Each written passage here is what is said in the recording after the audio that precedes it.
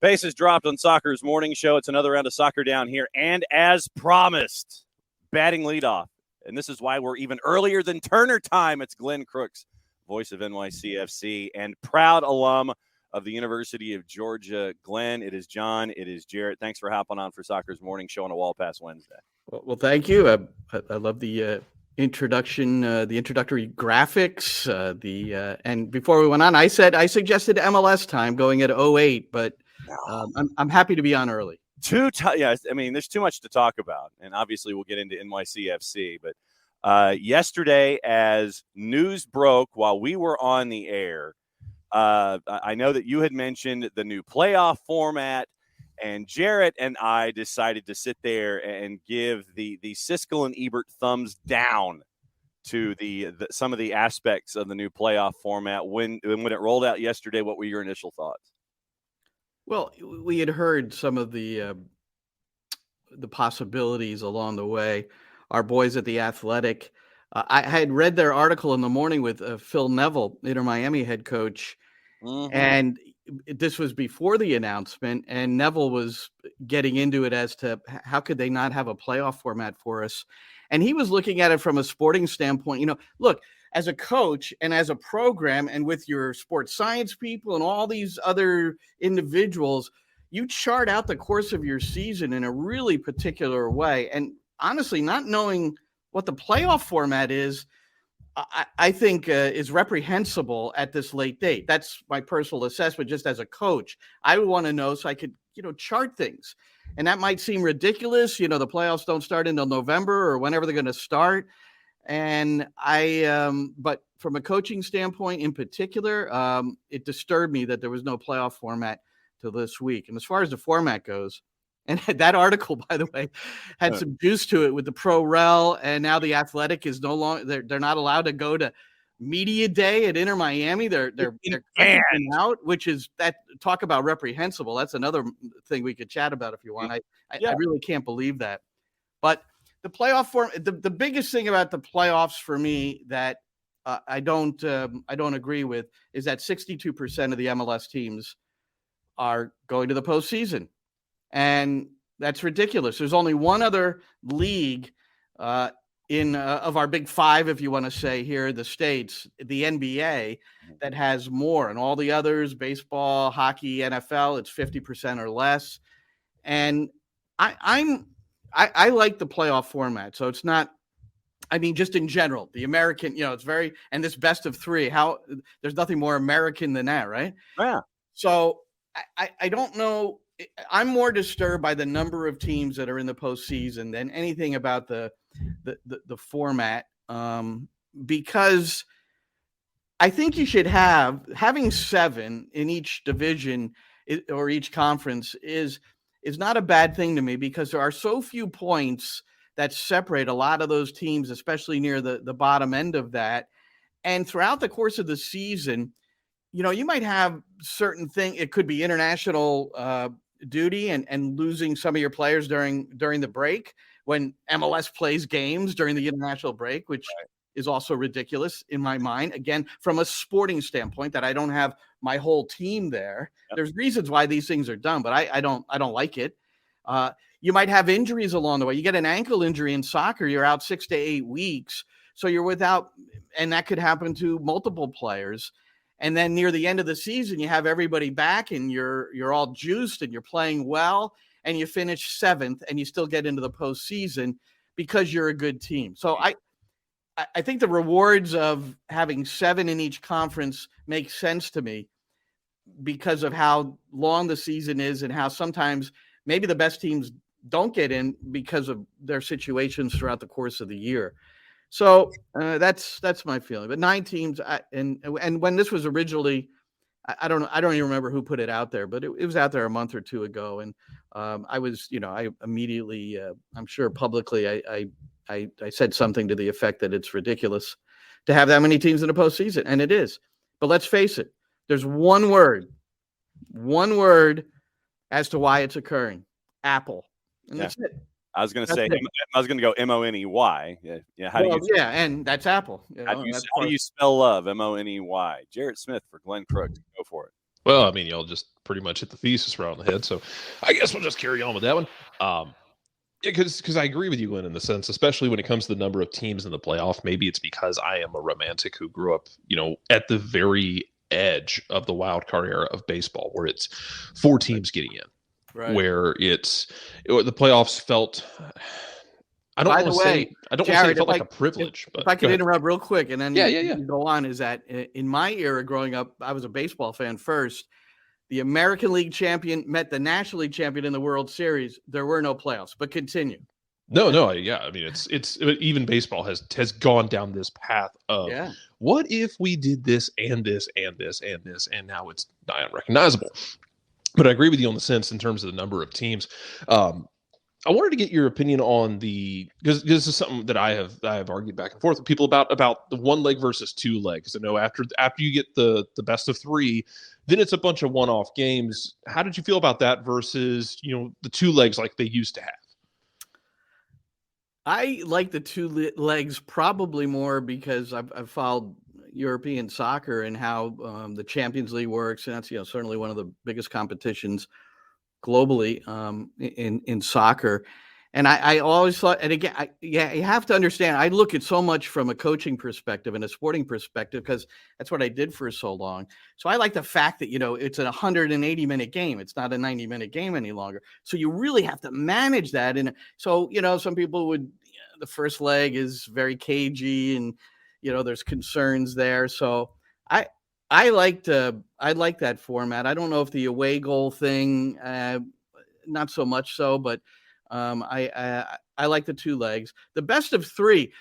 Jim Curtin talked about the best of 3 recently, and his point on it is that if you play the 3 games, that you split the first 2 and you play the third game, these 2 teams have played each other so many times in a short period of time that they really hate each other at the end. And that game 3 is like take the over on cards. Yes. Yeah, so you got your WWE right there, boys. Mm-hmm. Just what you.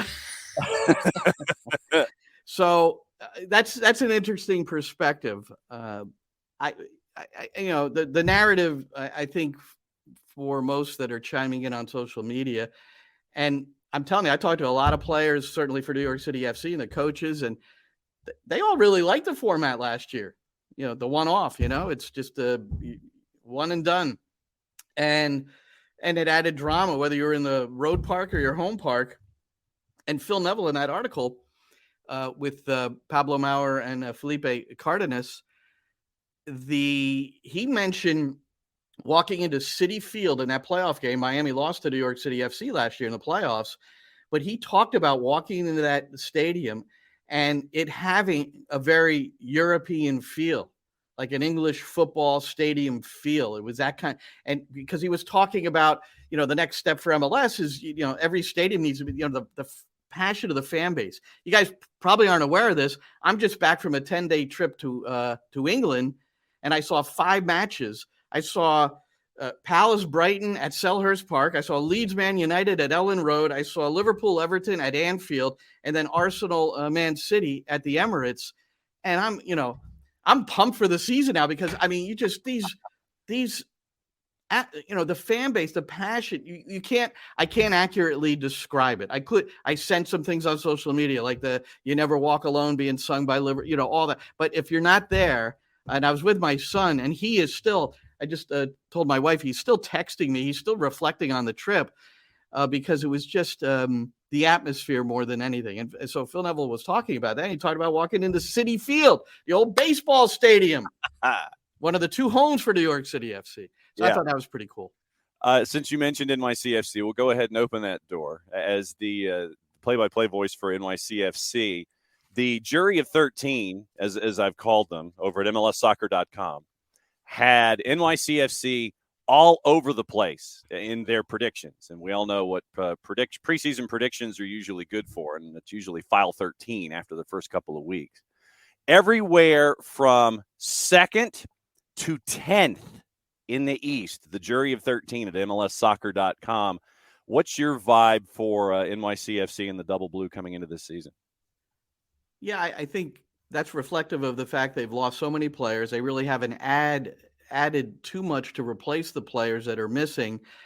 And so there are question marks. And I'm going to practice a little bit later this week, and I've got a lot of questions. It'll be the first time I'm face-to-face with Nick Cushing, and we'll record a pregame show for our broadcast on the weekend. And, I do have a lot of questions that I haven't really been able to ask yet. And with the teams not streaming any of their games, which if that's an Apple MLS thing, then that's what I've heard. But please, man, let the supporters see their teams. For me, it's the selfish part of it. I just want to see them play and get a feel what's going on. But for the supporters, they can't see their team in preseason. It's ridiculous.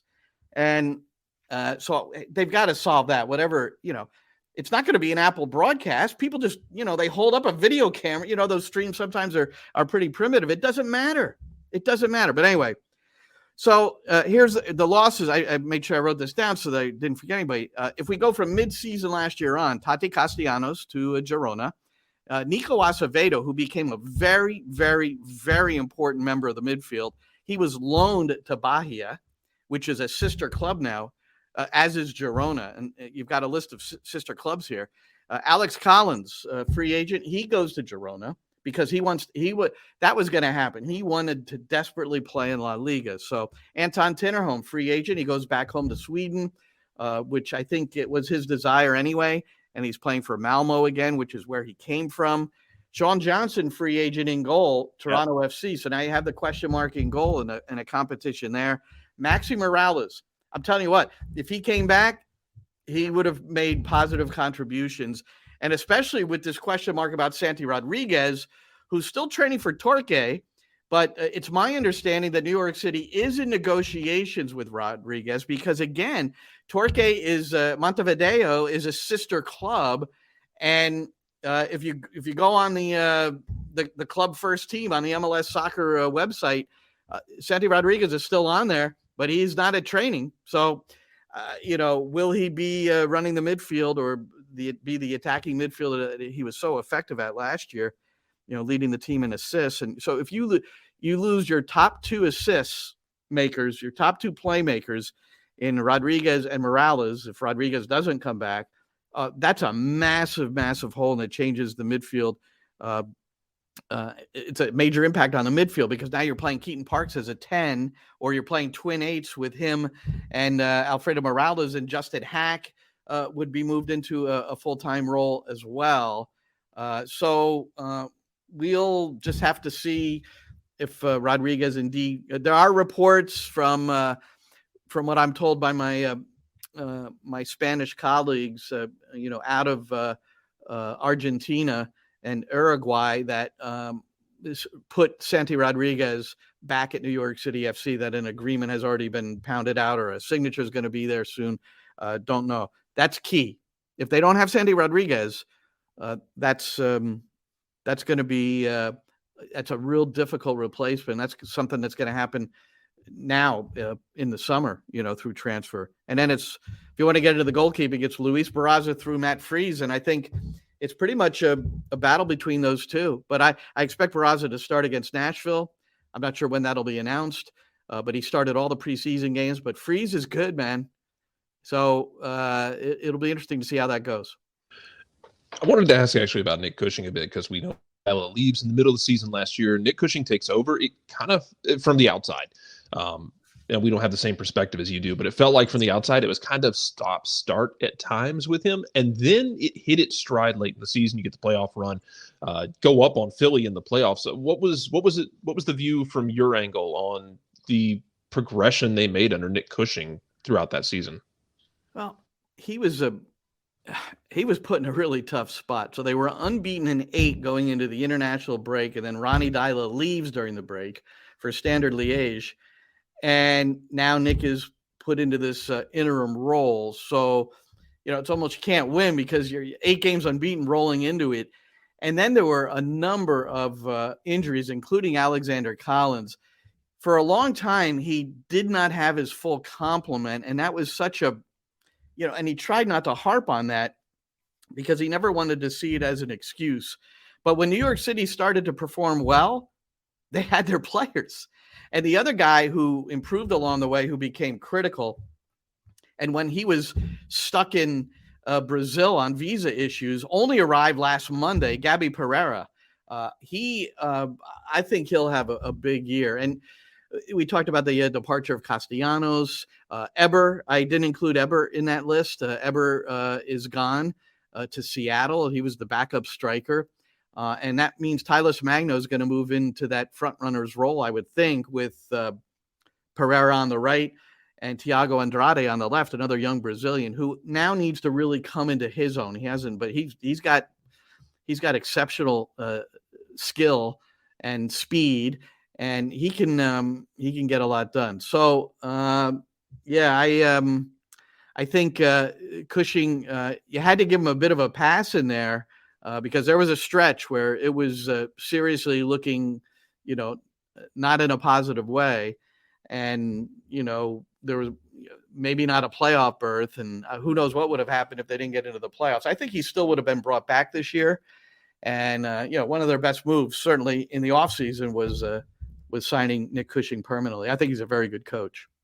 Couple of more minutes with Glenn Crooks, the voice of NYCFC and SiriusXM. He's all over the place. Trust me. Yeah. Any channel that you have involving soccer, Glenn Crooks is part of it. He's here with us hanging out this morning. Hey, I've never been on Twitch before, so this is a big moment for me. This is great. I mean, and what we do, we take this, it's live here, we roll it over later, and so folks can catch it here, and then if they miss it, they go and listen to the audio part. When you look at the rest of the East, what do you see this year? If you were to be a part of the jury of 13 and had your own set of predictions going into this season, what are you looking at from the rest of the Eastern Conference? Philly and then ... Yeah. Well, I'm not going to rank them for you because I just think there's so many unknowns, and I generally don't get involved with that. Mm-hmm. Unless I happen to be at the casino and want to place a wager involved. Yes, absolutely. Understood. And so Nashville, this team that New York City is playing on the weekend, I see them, they've been taking these steps. And one thing that Walker Zimmerman said in the offseason in an article was how their goal this year is to have the ball more. I think they're noted as a team that defends well, but they were in the top 10 in scoring. And by the way, if anybody listening or watching is a subscriber to SiriusXM, my guest this week for the full hour of my show is Mike Jacobs, the general manager for Nashville. And he's a real interesting story. I mean, he has spent more of his time as a coach professionally than he has in an administrative role. He worked under Peter Vermees a little bit at Sporting KC as an assistant technical director before he got this GM job. This guy is sharp. He's a New Yorker, and he's this New Yorker working in the Southeast, which I like too. And so I'm intrigued by Nashville. I really am. And Hani Mukhtar might be questionable for this week. He was held out of their last scrimmage. So I would look for Nashville to get in that top 4 realm. I think they finished 6th last year. So I'm just going to, I do have a little list here. I'm just going to, if I could highlight down at your boy, I got to talk about Atlanta since this is, it's where we're based. Their area. Their best acquisition in the offseason is Garth Lagerwey. Not even close. I thought you were going to say health and welfare. Yeah. Well, I think their best acquisitions, one was addition by subtraction, Joseph Martinez, and then Garth Lagerwey, who is, I think, here's a guy that, played in the league. He's just and what he did in Seattle, and how I think he's just got those executive smarts. He deals with people well. And I know he's not in like a GM position now. He's in the president or the CEO? Yeah, both. Yeah, both. Yeah, but you can't tell me he's not going to be involved in those decisions. I mean, that's. And then I have invested. I haven't seen this Celtic striker play that much, Giacomakis. Giacomakis, yes. But I have several close mates who are diehard Celtic supporters, and they watch every moment of every game. And one is a coaching colleague of mine. And he said this dude's the real deal. He's a goal scorer. So I think Atlanta has done well in shall we say, replacing Joseph Martinez with somebody who could be a legitimate goal scorer.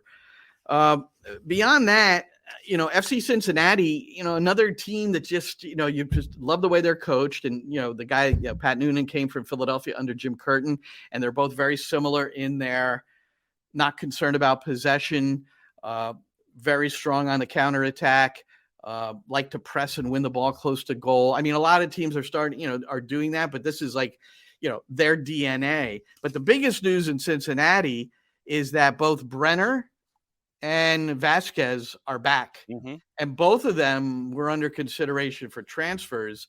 Vasquez was going to go to Nottingham Forest, but they didn't meet the price of FC Cincinnati. And Brenner, he's back training just recently with Cincinnati because there were talks about him, going overseas too. So both those guys are back. And without them, I don't know where I would put Cincinnati, but they're going to be a top 4 candidate as well, I think.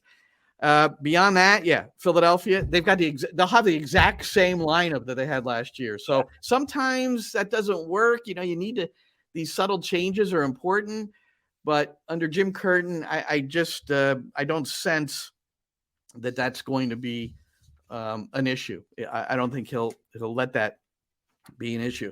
And two of the most intriguing, I think, teams to watch are Toronto FC and Columbus Crew.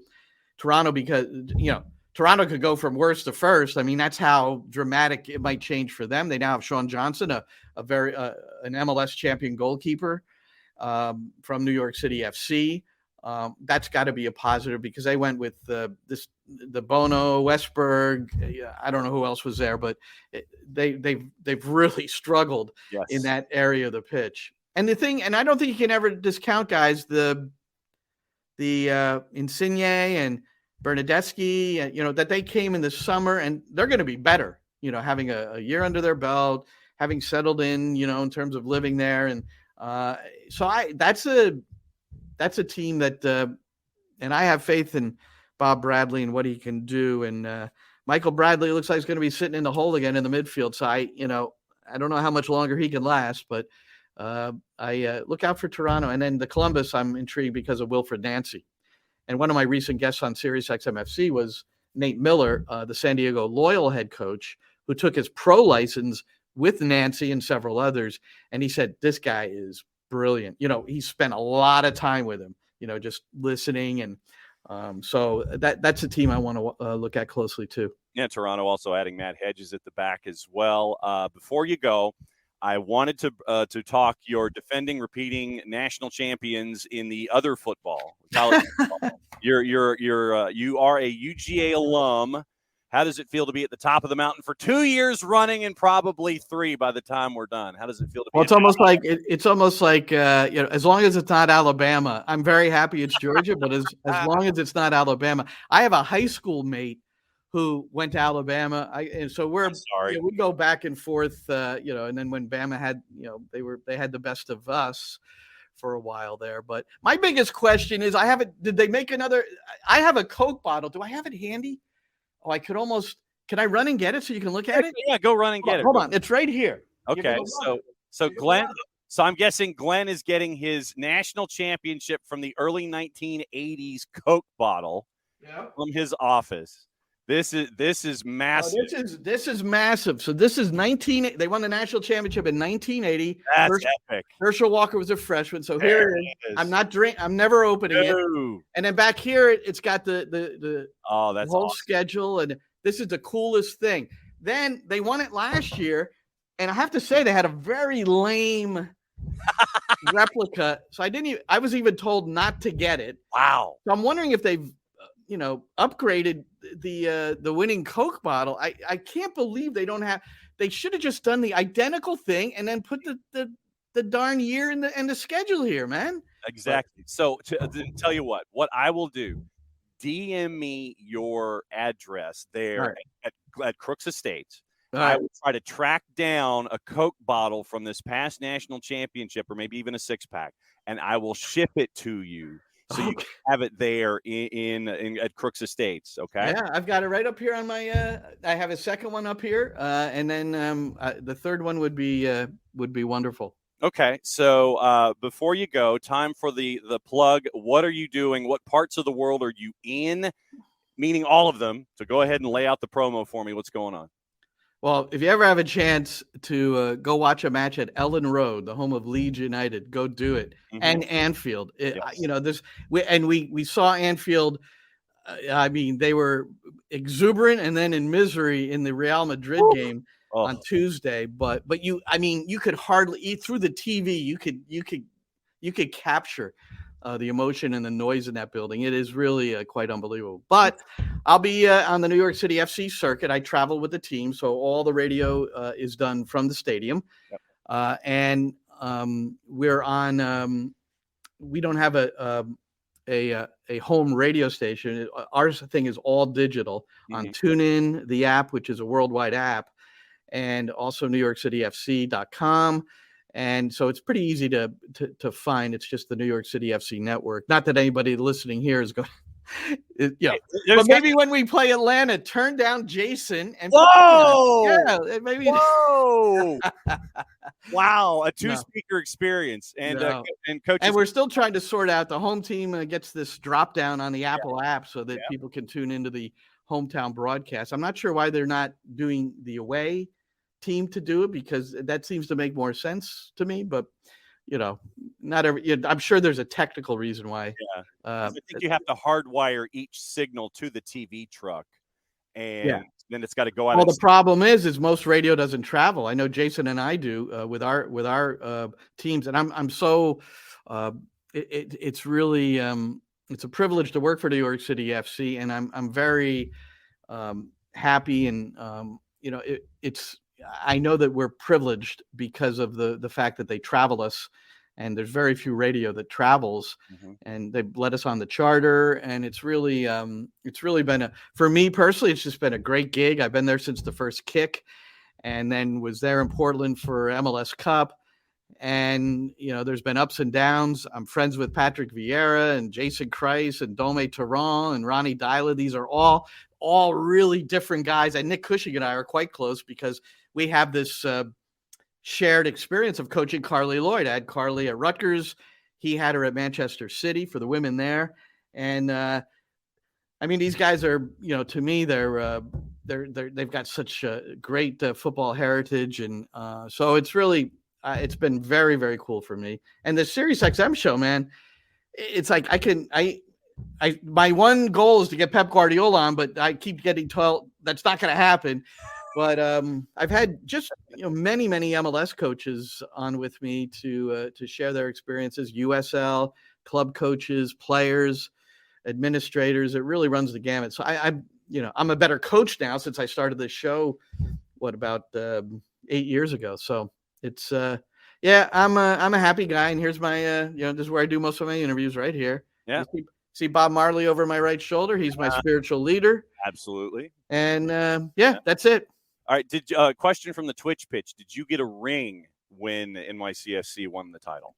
I did. Hold on. Uh-oh. It's in the office. Oh, it's in a box. And I have two rings. And here it is. Oh, very shiny. Where is it? And it's got my name on it. Oh, very shiny. Very nice. I mean, those are real diamonds in there. And I got a really cool one.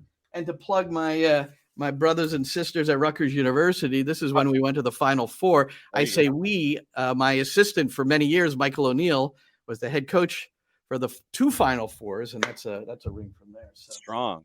Yes. See, this is what happens when we hang out with Glenn Crooks in his office. Coach's Corner, SiriusXM, play-by-play voice of NYC. I know we went added time, extra time. We went AET with you this morning in hanging out with us, but it is match week. Glenn, as always, thanks for hanging out with us here on Soccer's Morning Show here at SDH. We'll be keeping an ear out for you. We'll be keeping an eye out for you when NYC and Atlanta play. And as always, I'm going to go ahead and say it right now. You have golden ticket status here on SDH. So whenever you want to crash the party, and literally you can crash the party. So shoot me a DM. Hey, Nelson, I want to come on this morning. I got stuff I want to get off my chest. Golden ticket status for Glenn Crooks right now.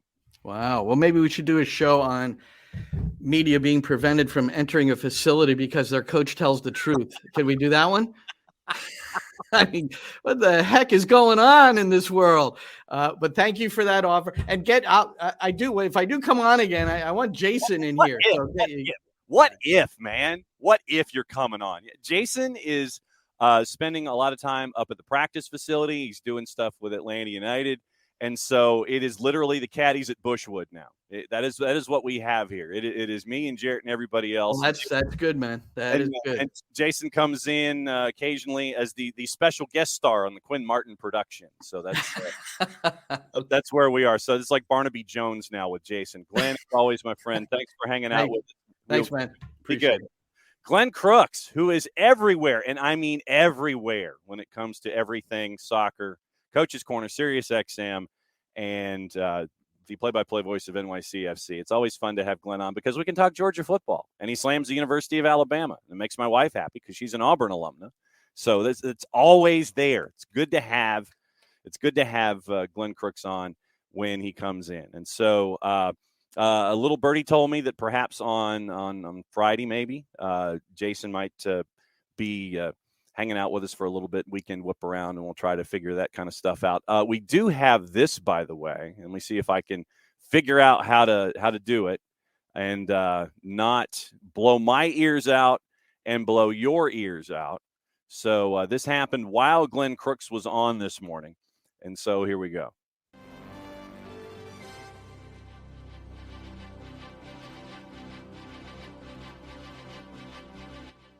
Don Garber made an appearance on CNBC, and it looks like it's another 7 years of Adidas with Major League Soccer. He was on Squawk Box on CNBC. And Adidas is renewing their partnership with MLS on a multi-year extension, reportedly Adidas's largest investment in North American soccer. Rupert Campbell, Adidas North America president Don Garber, joined Squawk Box to discuss the new deal.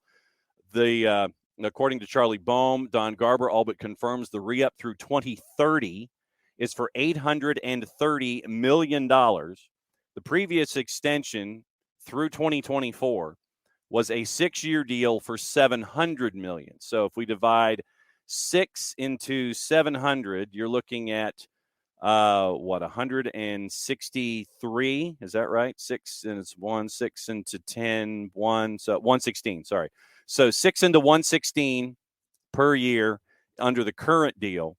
The new deal is what looks like 24 through, so 6 years for 830. So once again, you're having me do math this morning. 6 into 830 is, so it's a little bit of a bump. Looks like it's a 10% bump on a yearly basis when it comes to, so when it came to that. So there's your breaking news for the morning. So nothing like that. So that one was an announcement from Squawk Box of all things. So Kevsey, I don't know. That's what happened. Maybe I played the music too loud. I don't know. Kevsey, I'm looking at it on Twitch, and I've got me right now. So I don't know. So we got a lot of stuff for you guys to talk about this morning. We got the playoff format. We've got the new deal with Adidas. We have any of the other news that's fit to print. And so there's a lot to talk about this morning. Bart Keeler is going to crash the party with golden ticket status at 10 o'clock. We have 2 teams qualifying for the Women's World Cup who did it halfway around the world last night. And we'll get into that with Bart and anything else that is on his mind this morning. And yeah, so there's a lot going on. So anything, and once again, this is a Wall Pass Wednesday. So if there is anything on your mind, doesn't matter what it's about. That's what Wall Pass Wednesday is for. Once again, thanks to our friends at Macintosh last night for the Soccer Down Here Games of the Week. And was a 4-1 win for the boys against Dalton, 2 teams ranked at the top of Class 5A in the state of Georgia. It was 2-0, then it was 3. I think it was 3-1. It was 2-0, 2-1, 3-1, red card, 4-1. I think that's what that was. So Macintosh gets a big home win. Don't be surprised if both of those teams end up with deep playoff runs, perhaps even playing each other once again in the playoffs in the GHSA. Then on the girls' side, it was a 3-0 win, goal practically at the buzzer with like a half a second to go for the Macintosh girls. They go to 4-3 on the year. Pacelli coming in from the GIAA. You might remember them from Single A and the GHSA. They moved over to the GISA before they changed their name and did another brand change. So Pacelli came in shorthanded, and they were tough for the longest time. It was 36 minutes of goalless soccer. Then it was a goal by Lainey Messer, team captain, her 6th on the year. She left in the match with an injury. She got kind of scraped on her Achilles, and she had to leave in the second half. Obviously, we'll keep an eye on that for McIntosh going forward. But Pacelli goes to 1-1 in the year. They'd beaten LaGrange 5-2 in their first match of the year. GIA schools start later than the GHSA schools. So that was the doubleheader last night. Thanks to everybody at McIntosh that helped us make that happen. Jason will be at Mill Creek on Friday night for the Mill Creek doubleheader against Central Gwinnett, 5:30 and 7:30 here on the network. So for those of you also today, remember at Wild Leap, we talked about Garth Lagerway with Glenn Crooks. And so Garth, Wild Leap, us.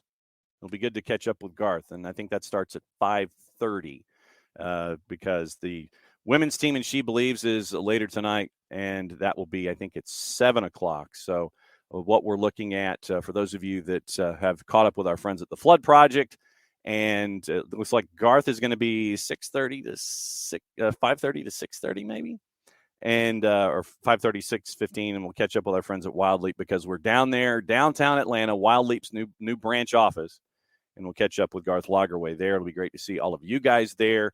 And then tomorrow, very, very busy. Later today, school is in session. Our high school show comes out on the network. So the other traffic that we have tomorrow morning, it is Lucas Panzica from 104.5 The Zone. He'll bat leadoff for us, and he'll be on to talk Nashville. And then Glenn Davis will be joining us from Houston with his cup of coffee at 9:30. And we might have a special guest popping in at 10 o'clock.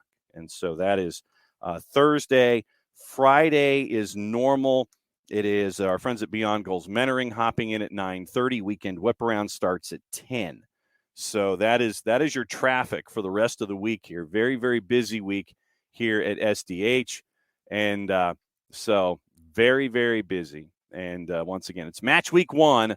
So that's where we are. Will with a public service announcement. Tech beat Southern in baseball last night. Just wanted to point that out. So it is also college baseball season. It's the snowbird schedule. So you're going to get a lot of different things. This is where you get those weird matchups. The teams from the north come south. They play all the ranked teams that are in college baseball. The games last forever. You get a bunch of score lines that you would not necessarily have anticipated one way or the other. Scores all over the place and really wild. So we'll keep an eye on that. And so Will once again is trying to encourage another spinoff show on the network in a discussion with Bart Keeler. When Bart comes on at 10 o'clock, more curling down here. So and then Bart, West Virginia, Southern beat West Virginia in the series over the weekend. So that's college baseball down here, unless it's college curling down here, and I don't know. We got playoff format talk from all you guys that didn't get the chance to discuss it yesterday, and we've got the Adidas discussion today as well. So, all right, so let's get into what you guys thought about the playoff format with Glenn Crooks when Crooksy was on with us. Will, I think the best of 3 with PKs instead of to 5 points is gimmicky.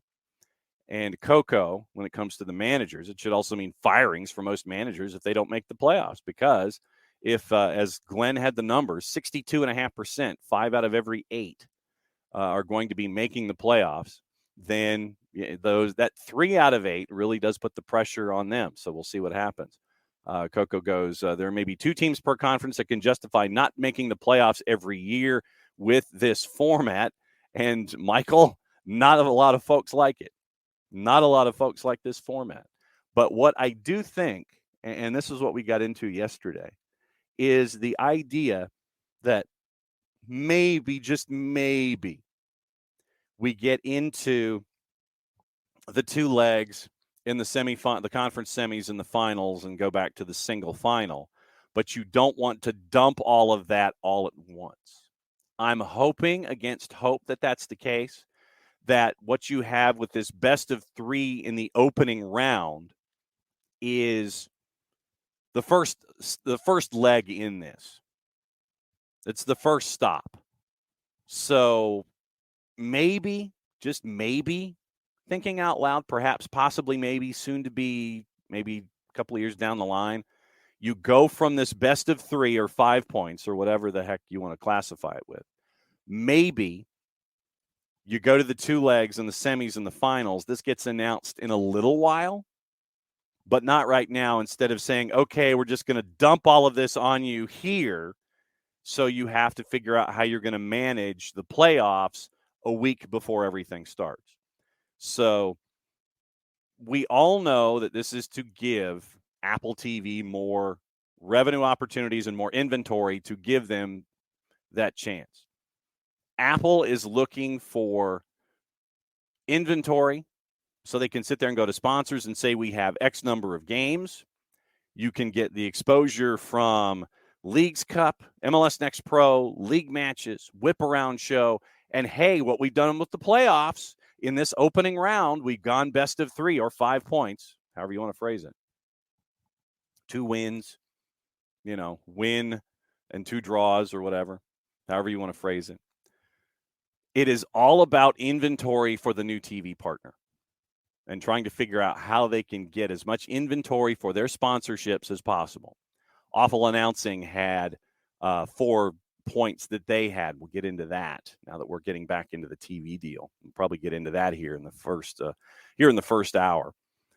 But it's about inventory, attracting sponsors, getting subscriptions, and continuing that cycle. I'm hoping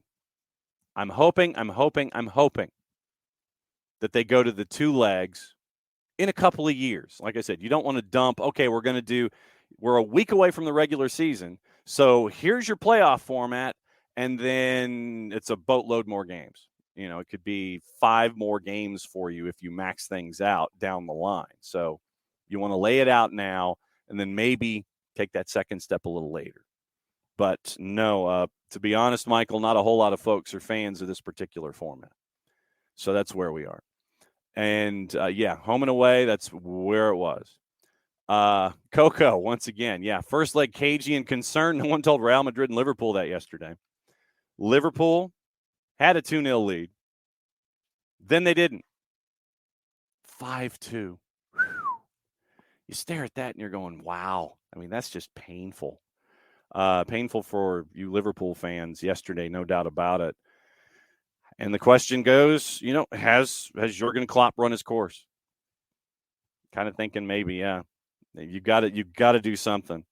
And perhaps Jurgen Klopp has in fact run his course. 2-0 is the most dangerous scoreline, no doubt about it. Absolutely true. Knicks in the playoff format. MLS has lost their dang minds. Actually had drama in the playoffs last year. God for freaking bid. MLS is going to MLS, according to Michael Head, when in doubt, assume the worst with this league. You could also assume the same with the National Hockey League when their commissioner comes online and is trying to make sure that you vote for a particular initiative in Tempe, Arizona, to turn a landfill into a stadium setting for the Arizona Coyotes. I think that's the first time that I can think of in modern history where you've had a commissioner come online and promote a local voting initiative to help a team out. Instead of giving the Coyotes a good home, instead of having them play in a 5,000-seat arena on a college campus, your commissioner is trying to promote a voting initiative on a landfill. So that's where we are. So everybody looks at Don Garber. You could probably look at Adam Silver. You could probably look at Rob Manfred. You could probably look at Gary Bettman when it comes to commissioners. So, yeah. Will says that Don Garber sitting in his house reminds him of the movie Scarface, throwing darts at a board, deciding how to schedule playoffs. No other logic, according to Will, to changing the playoffs the week before the season begins, it feels like amateur hour. Then we got into the designs from Adidas and the renewal of the contract. No fun designs for another 7 years.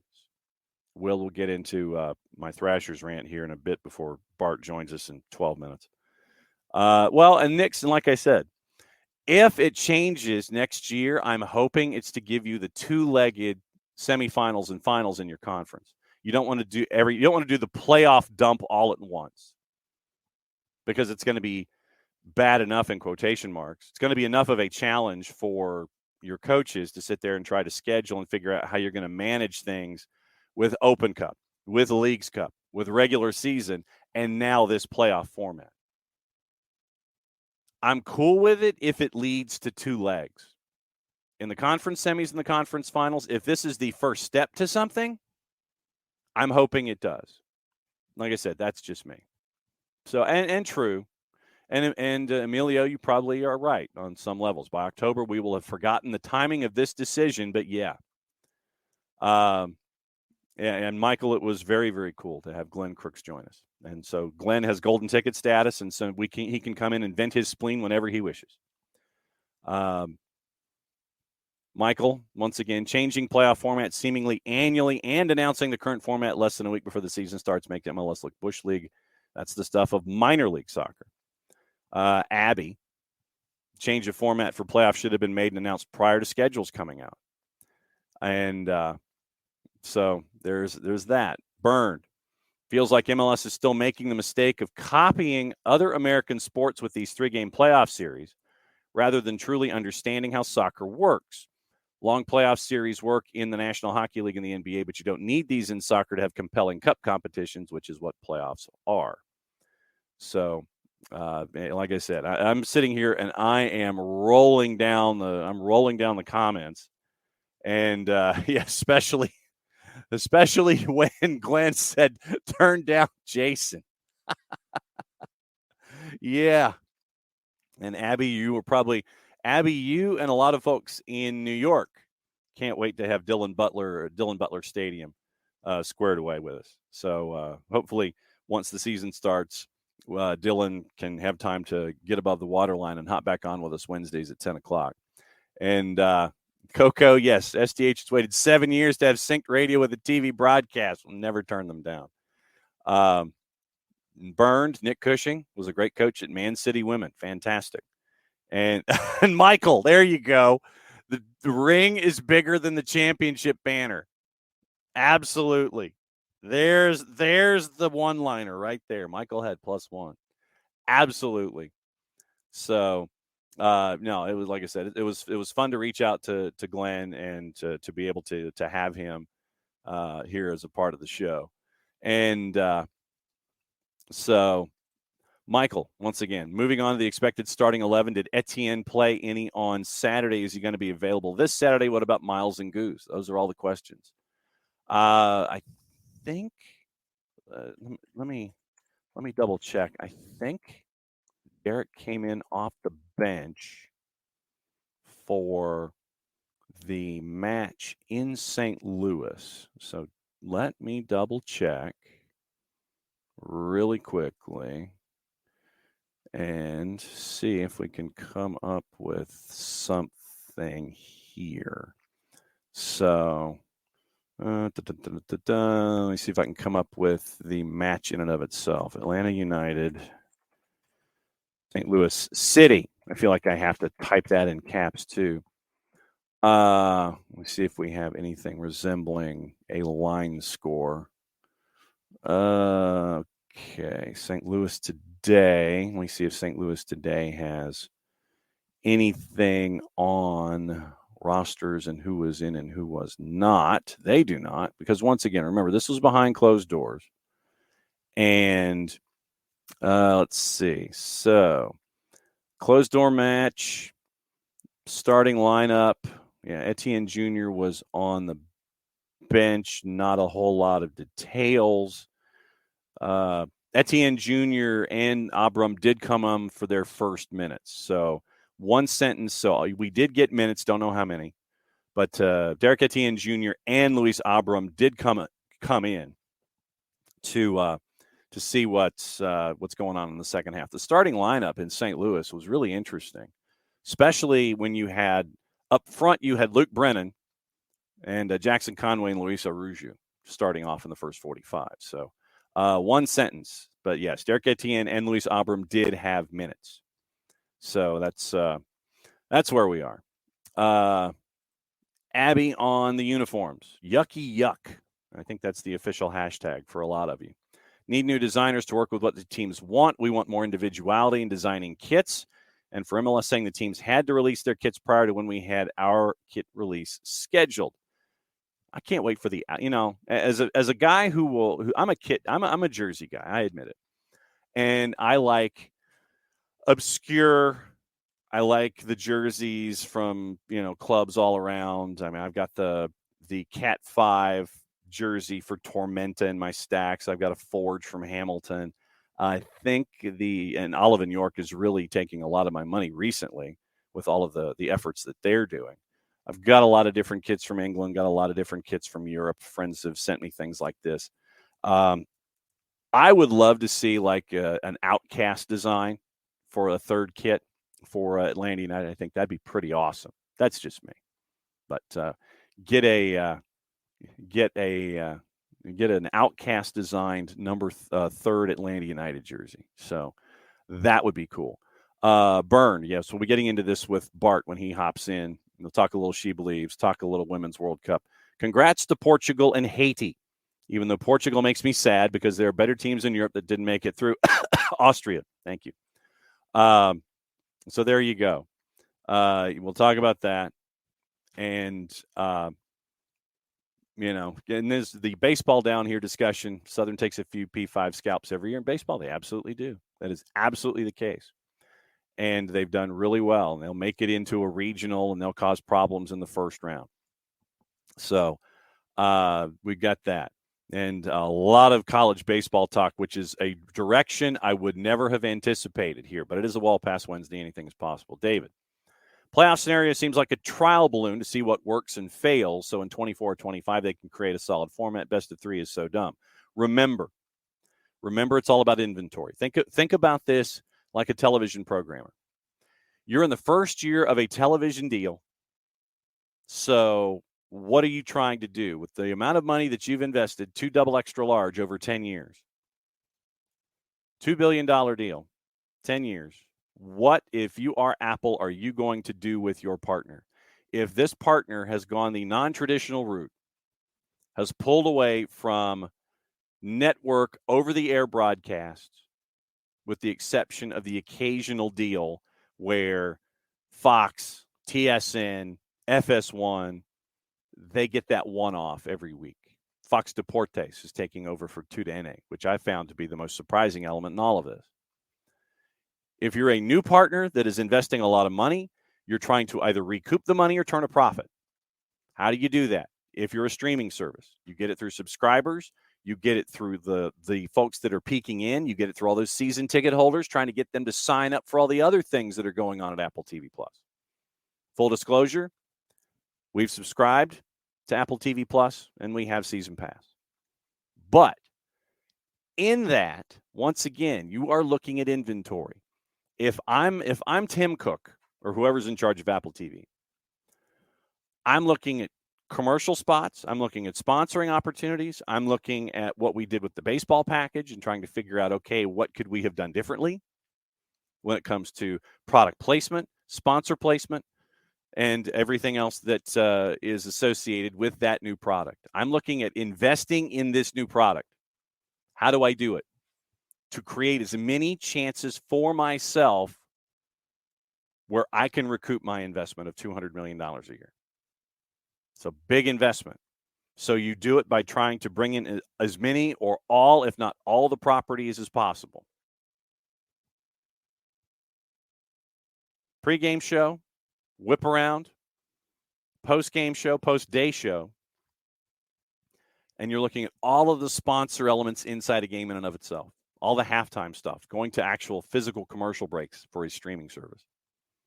You have to think conventionally, but at the same time, you are a streaming service. You've got to figure out how many times can I get something sponsored? How many times can I get something laid out? What's my commercial inventory? What can I get sponsored? Can I get my booth sponsored?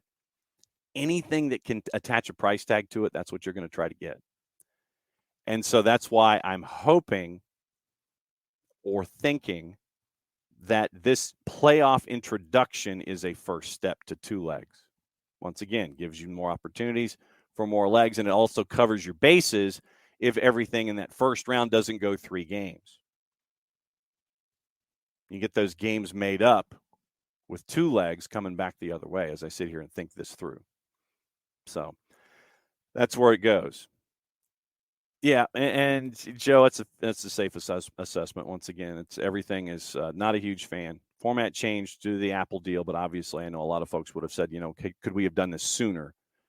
And Phil Neville definitely would have liked for this to be done sooner so he could prepare his team properly. Because like I said, once again, you're talking regular season. You're talking U.S. Open Cup. You're talking Leagues Cup. You're talking playoff push. You're talking playoffs. And doing the wild card gives you more inventory at 8 and 9. So that's what we're staring at. So we're going to check and see if when we go around the moon, if KFC loses his signal again here. So we're going to try Major Tom and see what happens here. But testing technology again. It's 10 o'clock, so that means that this guy has decided to exercise golden ticket status and come in on a Wall Pass Wednesday.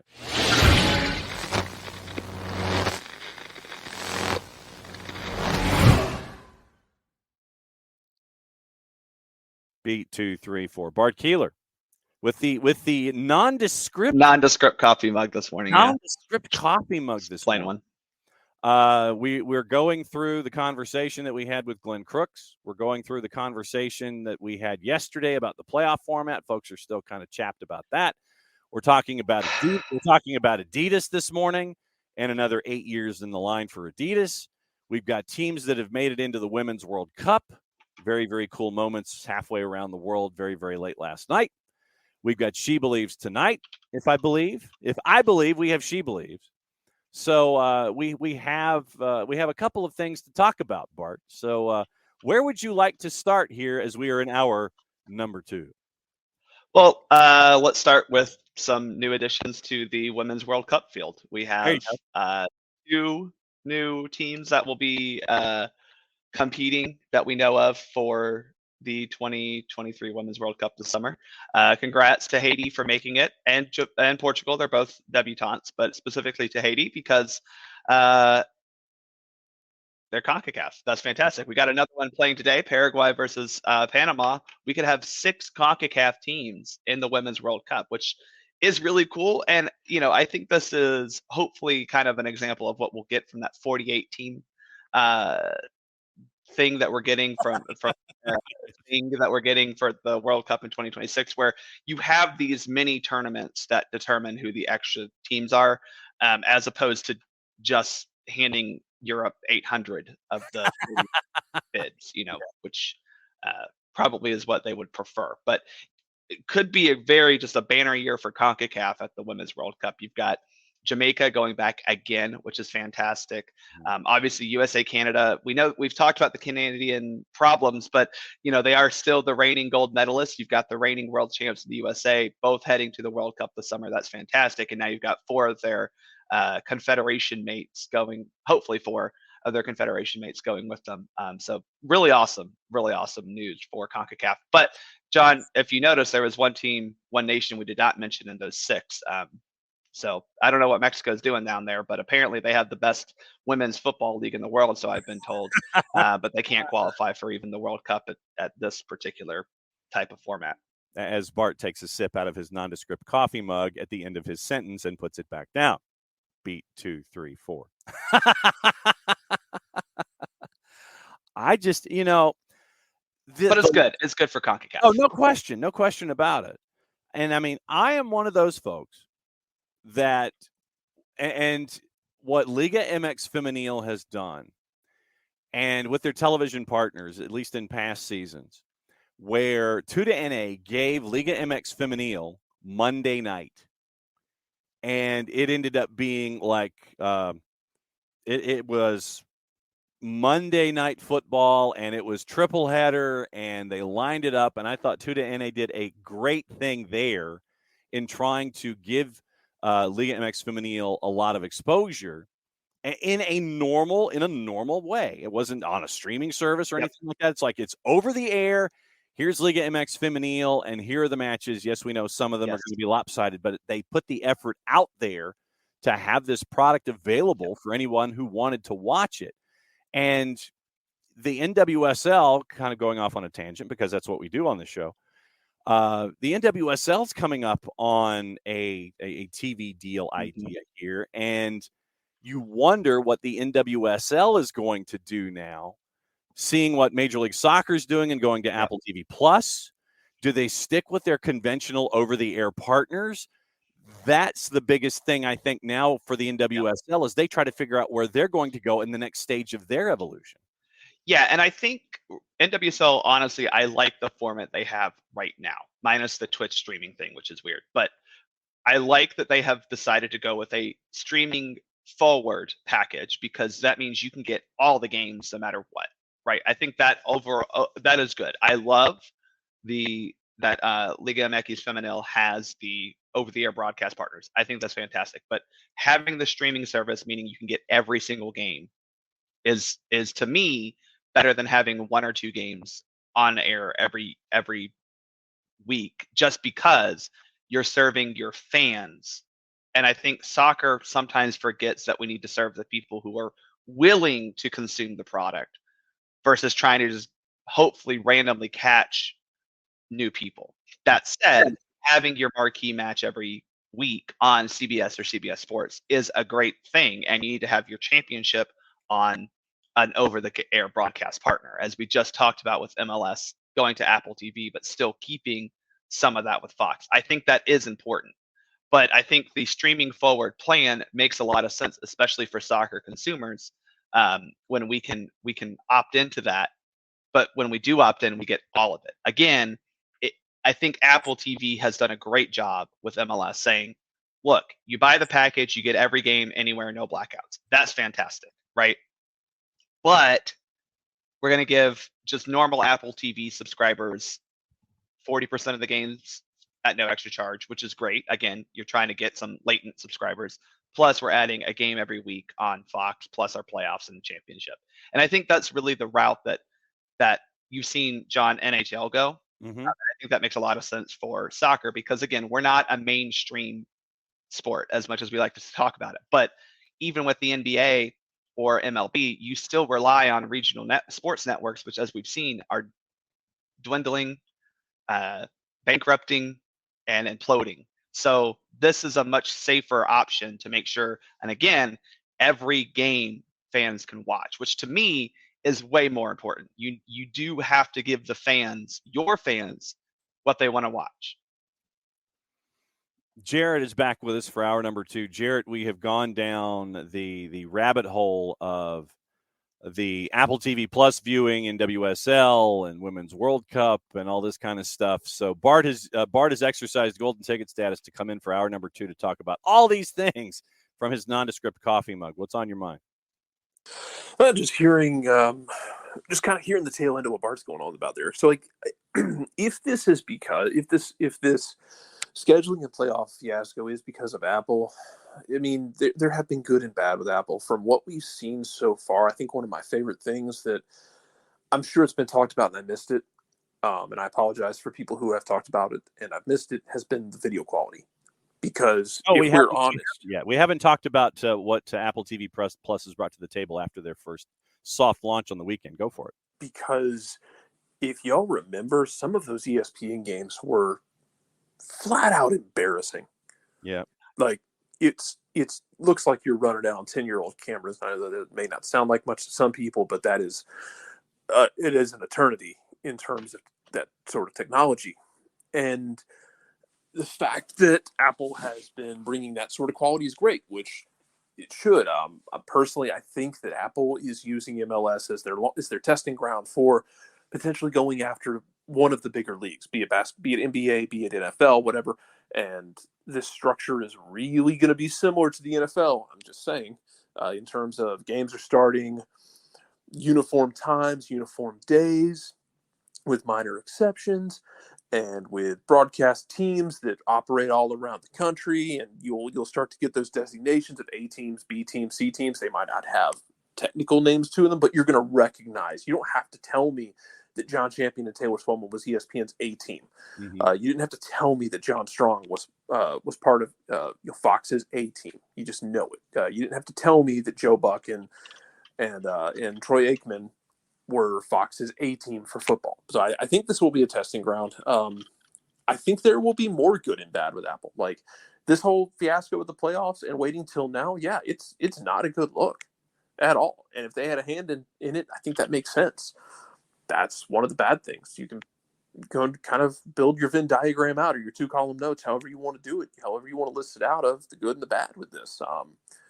And then to Bart talking about the NHL there, I do want to get into the idea of it, and I'll take y'all's thoughts on it and anyone's thoughts on it, is this idea of a Big Four that we still talk about is so weird to me because let's tier it out instead as let's tier it out as like the NFL and everyone else. Yeah, exactly. No, exactly it. That's it, man. Like it's S tier, NFL. Mm-hmm.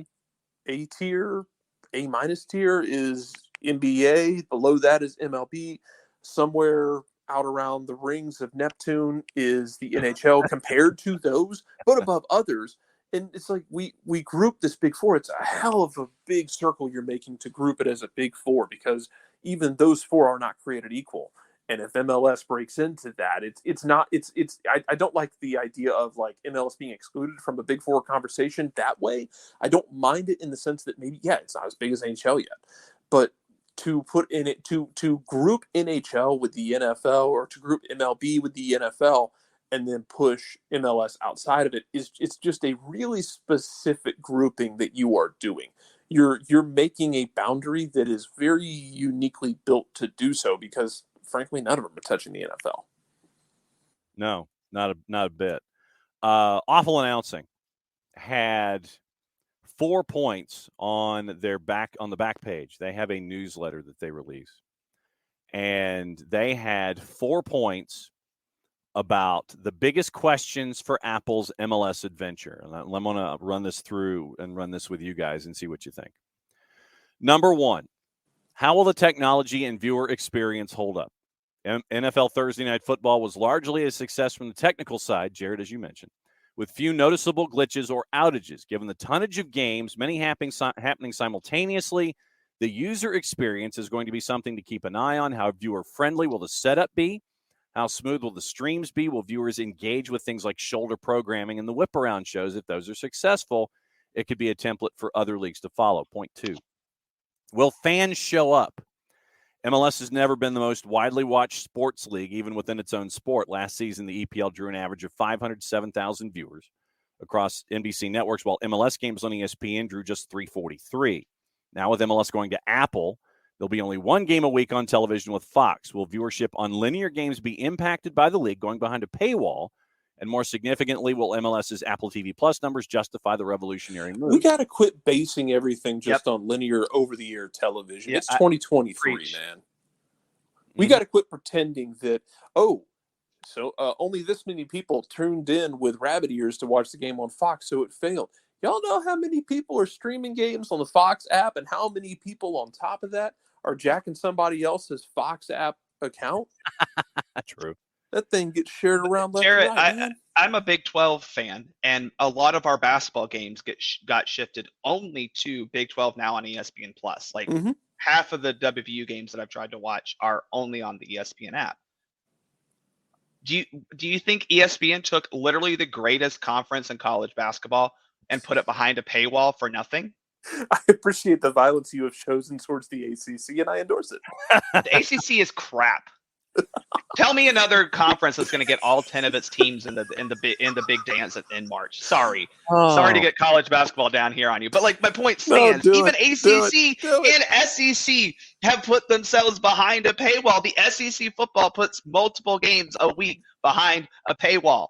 I'm agreeing with you, Jared. Stop pretending like the only thing that matters is, are we on cable? Who has cable? Stop it. John has. I have YouTube TV. Like that's the thing. Like I have to pay for cable, but I like stop pretending like the only people that matter. Well, I have cable because it's a part of my broader viewing habits. And that there's some 100%.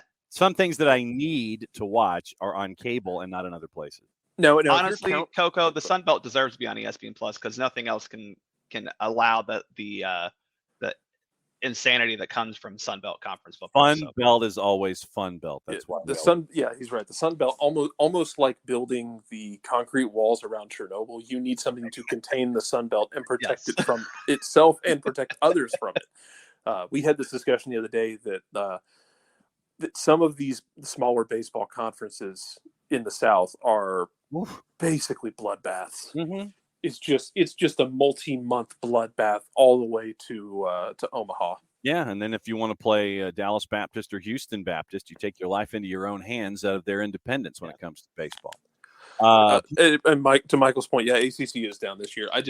Michael, it's not just about this year. It's just like the ACC, the aura that like ACC basketball had for so long, and they destroyed it when they decided to expand. Mm-hmm. They chose anyway. I could go. As someone who was personally affected by the ACC expansion, yes, yes, I could go on and on about that. You chose to take anyway. We don't need to get into that.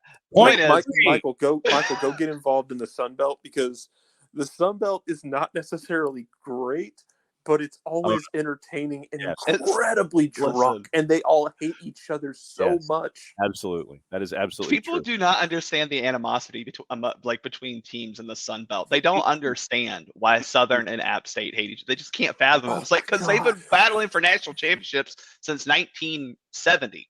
Yep, it's fantastic. Yep. Oh man. Point 3 from Awful Announcing. Will it drive Apple TV Plus subscriptions? Of course, the flip side of that is whether or not it's seen as a success for Apple.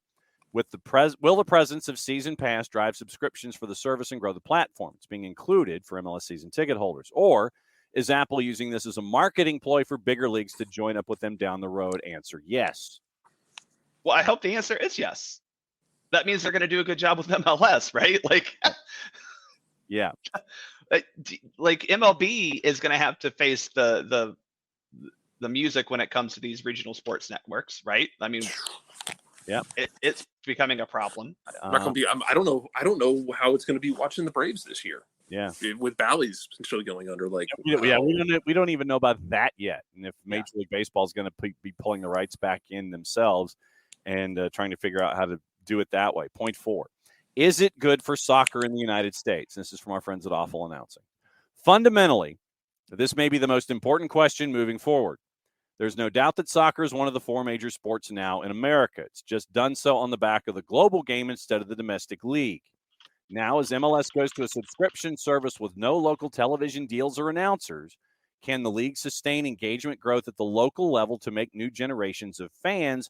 Or in this hyper-competitive landscape, will fans continue to float around and prefer higher quality competition in Europe and internationally that's easier to access while MLS and American soccer stays stuck from a growth perspective? That's point number 4 from Awful Announcing. I don't know. Is it good for soccer in the United States? Point 4. The nice thing is that if you are not an MLS person, you can still get on ESPN Plus and find USL games left and right. You can, if you have HBO, you can watch the SheBelieves Cup. If you have pretty much any service, you can find pretty much anything. You can go, down to your local field and watch. You're close. Most human beings are close-ish to a professional team in some capacity. It might not be an MLS team. It might be, a USL League One team, but they are close in some capacity to something that is professional and can consume it because it's all over God's creation. It doesn't have to just be the soccer in America. Now, do you hit some new people with Apple? Maybe. You're probably going to hit a lot of your old standbys, especially with giving the season ticket holders the ability to get Apple TV Plus, to get the MLS package. I don't know what the financial hit would be to it, and I understand if they don't do it. If you really want to get weird, give season ticket holders that, plus give them an extra one to give out to someone who might not be a fan or a season ticket holder. Yeah. And see if you can expand it out that way. I don't know what the financial hit for that would be and how much into their profit they'd be eating.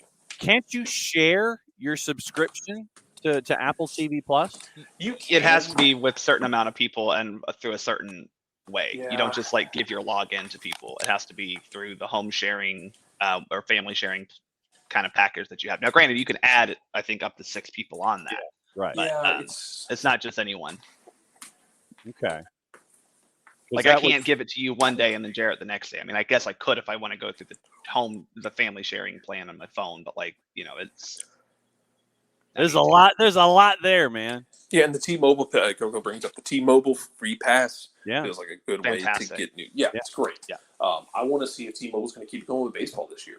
Yeah, I mean, but on the other hand, it's even better because with baseball, you were always blacked out of local games unless you wanted to VPN your way through to watching, the Braves locally or whatever the hell it might be.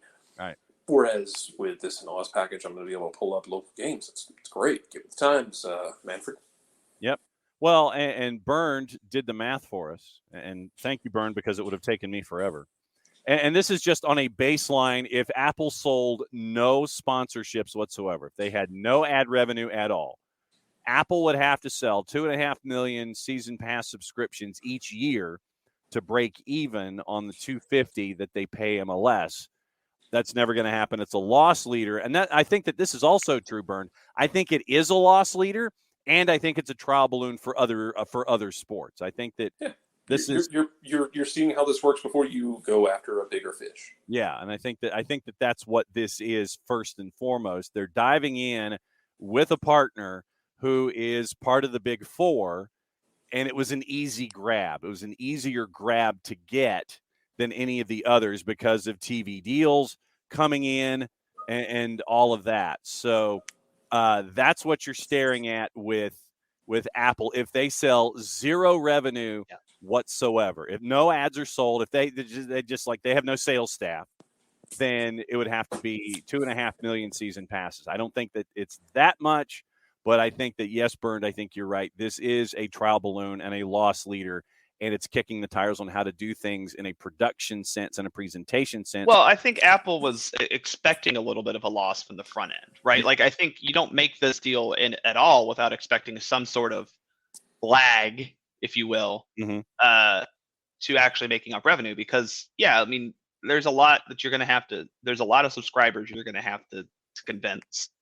And, again, the other one is if you're already an Apple TV, whatever, subscriber, it's only $79 a year. So, there's a lot of money. There's a gap to make that up, but it can be made up through ad revenue that, you have, be it local, maybe Atlanta United is able to sell local ad deals for, I don't know, Grady Health or Piedmont Health or whatever. Right. But at the same time, you could look at Truist, which is a sponsor of Atlanta United. That's a fairly national brand. You have Ally, who's a sponsor of Charlotte. That's a national brand.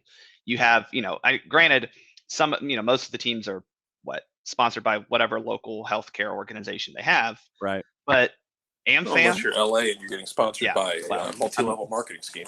Yeah, let's try to not have MLMs sponsor our games. But Atlanta is still with American Family. You've got Target with Minnesota. So you have existing partners that have national appeal. So it's not like Apple won't be able to get, I don't know, insert soda company here. Sprite maybe, who sponsors the NBA, is a good example. Maybe you get Sprite to sponsor your halftime ad break. I don't know. There's ways to put that together to cut the cost that you're going to lose. But I think you're going to expect a loss for the first couple of seasons just because you're trying to build that subscriber base. And I think in Apple's mind, they're hoping that this is not just something that U.S. soccer fans purchase, right? We're thinking about U.S., Canada, hopefully Mexico as the Leagues Cup comes around. Who knows where else this goes? Yeah. So that's what we're staring at. Go ahead, Jared. No one knows Airborne what the AmFam Cup deal, what the AmFam deal is. No one knows. They don't tell us. Yeah, they pay a lot of money to be on our jersey. I don't think we should be complaining. No. Yeah, that's about it. So here's my question, and this is open to everybody. What's the most absurd soft drink we could think to be the official drink of MLS? Starry. Okay, I was thinking like cheer wine, but Okay, yeah. I was hoping Cheerwine or Sundrop, both North Carolina brands. Yeah, I think those RC would be Cola. Do they still make soda? Yeah, they do. And RC. Yeah, there you go. RC Cola. RC is a Dr. Pepper spinoff. That's part of the Dr. Pepper company. They're more Midwest. If it was Ale 8, yes, Ale 8 is a good one, Joe Boss. Why is mug root beer on everyone's jersey? Exactly. Yeah. Listen, if Mug or Barks would be great. Yes. Yeah. Coco, if Atlanta put Pepsi on the kit, that would be problematic. Yeah. Well, here we go. Everybody's off the rails on a Wednesday on the Twitch pitch. Not a surprise. But I figured Ale 8, Cheerwine, those would be specific to Charlotte. Those would be like specific to Charlotte FC. Sundrop would be Charlotte FC. Jolt Cola would be really good, especially for the night shows, for the late night games. Will, if you had Jolt as your sponsor for your halftime and your pregame for the late night games out on the West Coast, I think that'd be pretty cool. RC would be more Texas. Four Loco. Yeah. Yeah. If it's Welcome RC to San Jose 10:30 p.m. soccer, brought to you by Four Loco. Wow. And Tom goes, there's a brewery in Charlotte doing a Cheerwine inspired either beer or hard seltzer. Jesus, now I have to go to Charlotte. I don't want to go. I don't like going to Charlotte. I don't like Charlotte, but I'll go for that. I mean, I'll probably end up. They'll probably end up getting it close. So if I go to Charlotte, I'll pick some up for you if I can figure out where to buy it. Yes, and all of the sponsors. Yeah. Well, Coco, I don't know if NYCFC can get Long Island iced tea, considering that they play in the Bronx. I don't know if that'd go over well. I mean, if Long Island iced tea wants to do some kind of a larger sponsorship and not be borough specific, then I think you'd be okay. But yeah, you're looking at that kind of stuff. But no, I think the question number 4, regardless of being a loss leader and setting up other sports, I think that it's good for Major League Soccer to step out on this ledge, because what do they have to lose? What do they have to lose? You're now a primary sports partner. Yes, it's for a streaming service, but you're a primary sports partner where they have invested a lot in you, 250 extra large over the next 10 years to try to figure out what to do. And I think that as Major League Soccer continues to grow and gets closer and closer to 32, I think that it's a smart move for them, because would you rather be number 1 on a streaming service when it comes to their sports properties, or would you rather be on a network where the anchors ridicule you, make fun of you, trying to be funny and turn it into open mic night at the Chuckle Hut? Or would you rather be in a place where you're being invested in and show what you can be? That's how I'm looking at this when it comes to Apple TV Plus and what you're getting out of Major League Soccer, Bart.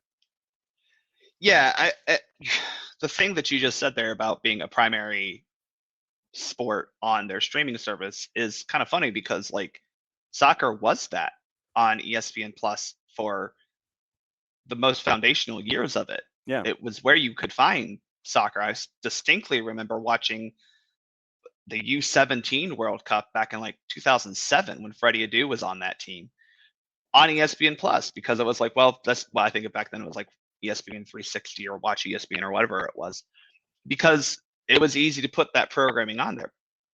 And they covered it when Freddie Adu scored, and that was about it.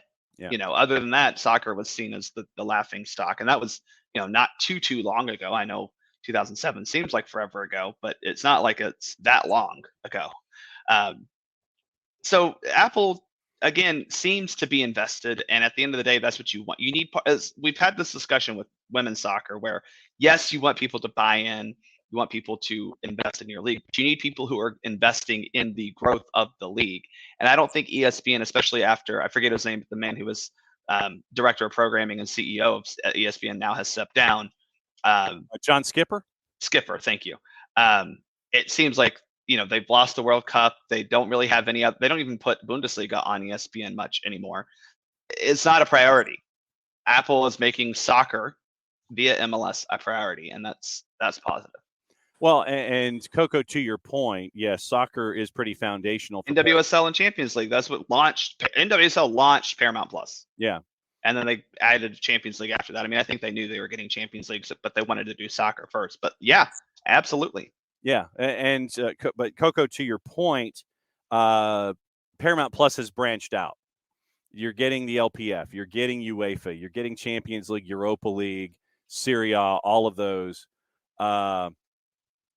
But Apple TV Plus right now is just with the domestic product, where Paramount Plus is turning into absolute craziness, over the top. If there's a game anywhere on the planet, you can go and watch, almost like Fanatis, fntz.co/soccer down here if you want to subscribe to Fanatis.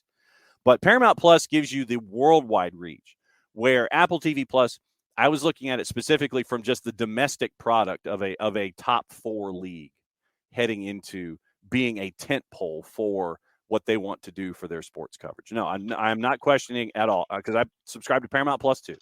That's one of the ones that I've got. And it is absolutely crazy the amount of stuff that I can get from Paramount Plus, and the amount of stuff that we used to be able to get from ESPN Plus, but that's been diminishing. It's just it's occasional leagues, and you're not getting everything, and that kind of that's where I'm looking at it. But yeah, Paramount Plus for me is another streaming service that you have to have almost these days for your internationalness, in addition to everything else. Bart made a point when we were discussing the clubs that are the countries that are now heading into the Women's World Cup. What needs to be said is that a lot of the players on the CONCACAF teams are developed in the United States. Riley Tanner scored for Panama, but she's from Michigan and played for Alabama. Mm-hmm. So you're getting that kind of run as well when it comes to the possible 6 teams that are in the Women's World Cup from CONCACAF that we're this close to seeing, Bart. This is something that is going to remain and maybe even grow as part of the U.S. soccer landscape because of 2 reasons. One, obviously, the U.S. has a very large immigrant population compared to the rest of the region. A lot of people from all over the CONCACAF region immigrate to the U.S. for one reason or another, and then they have children. Well, those children are now eligible to play for those countries from which they immigrated. So that's going to be a big thing. But coupling that is, and I know people don't want to hear this because they don't like to hear that the U.S. does something well when it comes to soccer, but I know pay to play sucks. I'm understanding of it. But the amount of soccer that is played in this country at an organized level is greater than just about anywhere else in this region outside of maybe Mexico. You have anywhere you want to go, you can have an organized, structured league where kids are going to be getting actual coaching by someone who has a certification, and they're going to hopefully improve. Now, I'm not talking about the downfalls of pay to play. That's not my point here. Point is, as you just mentioned, okay, college came. People bemoan the college. I hear people all the time talk about how shit the Atlanta United Academy is because, we don't make professionals. We only make college kids. There goes the explicit warning for today's show. Sorry. But at the end of the day, I usually break it inside of 10 we're at 10:32. I think we're good. Everyone here is an adult. We're in safe harbor hours. My point is, you just mentioned it. Alabama. That's a Division I college program. We're getting people from across Division I college programs on both the men's and women's side who are then able to then go play for the country of their parents' birth, or maybe even their birth, depending on when they came to this country. This is a positive, and this is, again, just a testament to the strength of soccer in this country that we're able to do this. For Panama, a country that has played soccer for forever, El Salvador, Guatemala. I mean, we're basically fielding the entire Puerto Rican team. We have these people who have backgrounds, have roots in countries throughout CONCACAF. I mean, shoot. We're doing it for Mexico, right? They're about to nab Alejandro Zendejas from us because he's a Mexican American, grew up playing soccer in the U.S. Mm-hmm. How many Mexican Americans has Mexico tried to get and made it a priority to get? Yeah. I mean, it's a positive. I mean, we're going to lose some people, but it's a positive that we're creating so many soccer players who are able to play at the international level. Always be BC Cruton. Always be Cruton. Yeah, always be Cruton. Getting back into the MLS. Big Ten would never. I'm sorry, they're still not over the fact that Urban Meyer rolled into Ohio State and started stealing their recruits like clutch of pearls. I'm not ready for that. No, Will, getting back to season pass. Will is struggling to like the uniform start times. He'd like to take his niece or nephew to a home match, but only 2 non-7:30s at home for Atlanta United this year. Once again, I have zero sympathy. I'm sorry. I love you, Will, but I have zero sympathy. I'm in the same, and we're working through it in the same boat in my household because my daughter is 5, almost 6, and we're not able to do those games. However, I understand why they did. Oh, no doubt. Once again, you're trying to draw eyes to a product that you can bounce around and go, Bart. There is a level of strength to be found in uniformity of your start times where people aren't trying to figure out, hey, is this one a 1 o'clock start time? For instance, baseball this year, at least one one Peacock game has the Braves starting at like 11:30 in the morning. That's their the Peacock 11:30 game. Yeah, go ahead, Bart. No, but this is what people get confused about the goal of a sports league. Mm-hmm. And I know this is gonna confuse people a little bit. The goal isn't about getting 42,000 people in Mercedes-Benz Stadium Saturday at 7:30. I'm sorry, actually it's gonna be 70,000. That's fantastic. Those numbers are great, and that's gonna give the teams revenue. The overall goal is to put a compelling product on television. And if you know that you can go at 7:30 and watch one of 10 MLS games that kick off at 7:30, be it through the individual game watching or the whip around show on television, that's more important to the league. Yeah. Because now you're getting you're getting ad partners. I mean, corporate partnerships is more important than individual ticket sales. It just is. And I'm sorry. Yeah. I mean, that's where it is right now. It's as we were talking about with Glenn Crooks in segment number 1 this morning. How do you spell love? MONEY. That's the old song. Blowing through all of the other comments. MLS Next Pro is going to be a part of the Apple TV Plus deal as well. We don't know. I think the league is going to later this week, if I'm not mistaken, come out with their schedule, and it's going to start late March. Apple TV Plus has said that they're going to be broadcasting all the MLS Next Pro matches. We do know that the twos are going to be at the Fraction again this year, but we don't know, and they are in their training camp right now. There's a closed-door friendly coming up with Savannah Clovers. And we'll keep up with that. And we'll keep up with everything going on with the twos. But it looks like schedule's going to be released later this month. And season is going to start in about a month. So we'll keep an eye on that. But, yeah, it looks like Apple TV Plus is going to be doing MLS Next Pro. But we don't know, once again, how that's going to look. We don't know anything about presentation or anything like that. But we'll find out soon enough. Yes, to Jim's point, I have once again gone down to the crossroads at midnight, hung out with Old Scratch, and sold my soul for another season of a lot of twos coverage. There's nothing wrong with that. Michael Head, the Whip Around Show may be the biggest. I don't know. I think it undervalues my soul, but that's neither here nor there. Michael says the Whip Around Show might be the biggest win of the Apple deal. Without standardized kickoffs, it's not possible. It's not. And that's my thing is like, I think the start times for the NFL are better for Will's point about bringing kids to the game. But like, are people bringing children to NFL games? That's not. How much of it is price? Because I mean, NFL games are a different animal for sure. But damn it, if it is not nigh impossible to afford to go to an NFL game. And that's very fair. I mean, obviously the price point to bring a child to an MLS game is much lower. I mean, my face value tickets for my season tickets are $33, which is a lot more affordable than an $80 Falcons game, which should be cutting by 75%, if you ask me. But yes, but the point is, Jarrett, with the 1 o'clock standardized kickoffs or the 4 o'clock standardized kickoffs, you know what they can do? They can have the Sunday, the Red Zone channel. You have that ability. Yeah. And this doesn't hurt UEFA with the Champions League and Europa League. I mean, obviously they're in a different point, but like, I understand not being able to bring children to the match.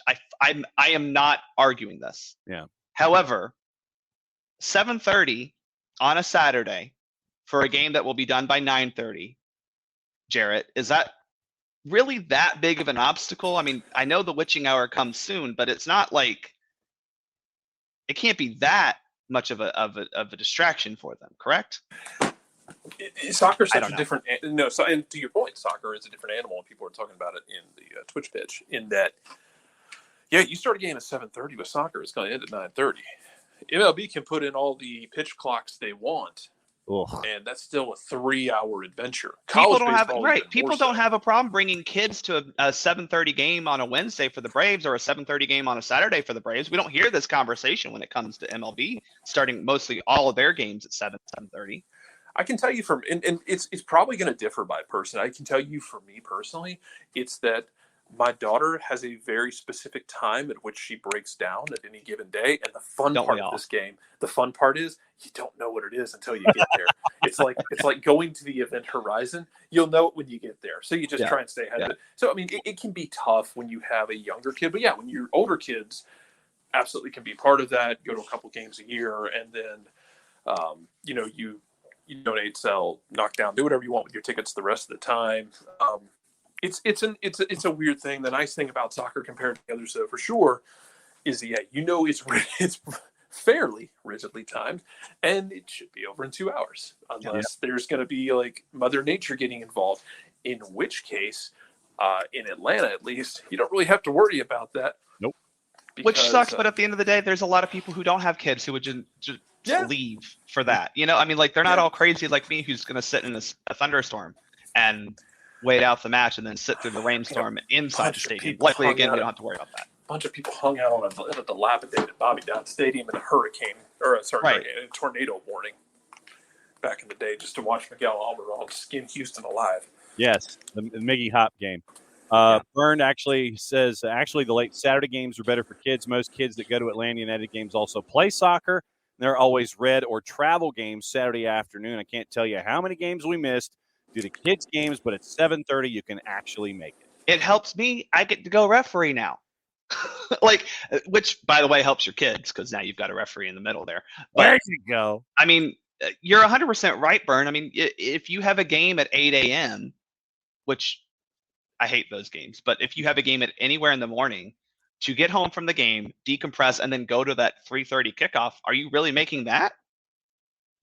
Yeah. Maybe, but anyway.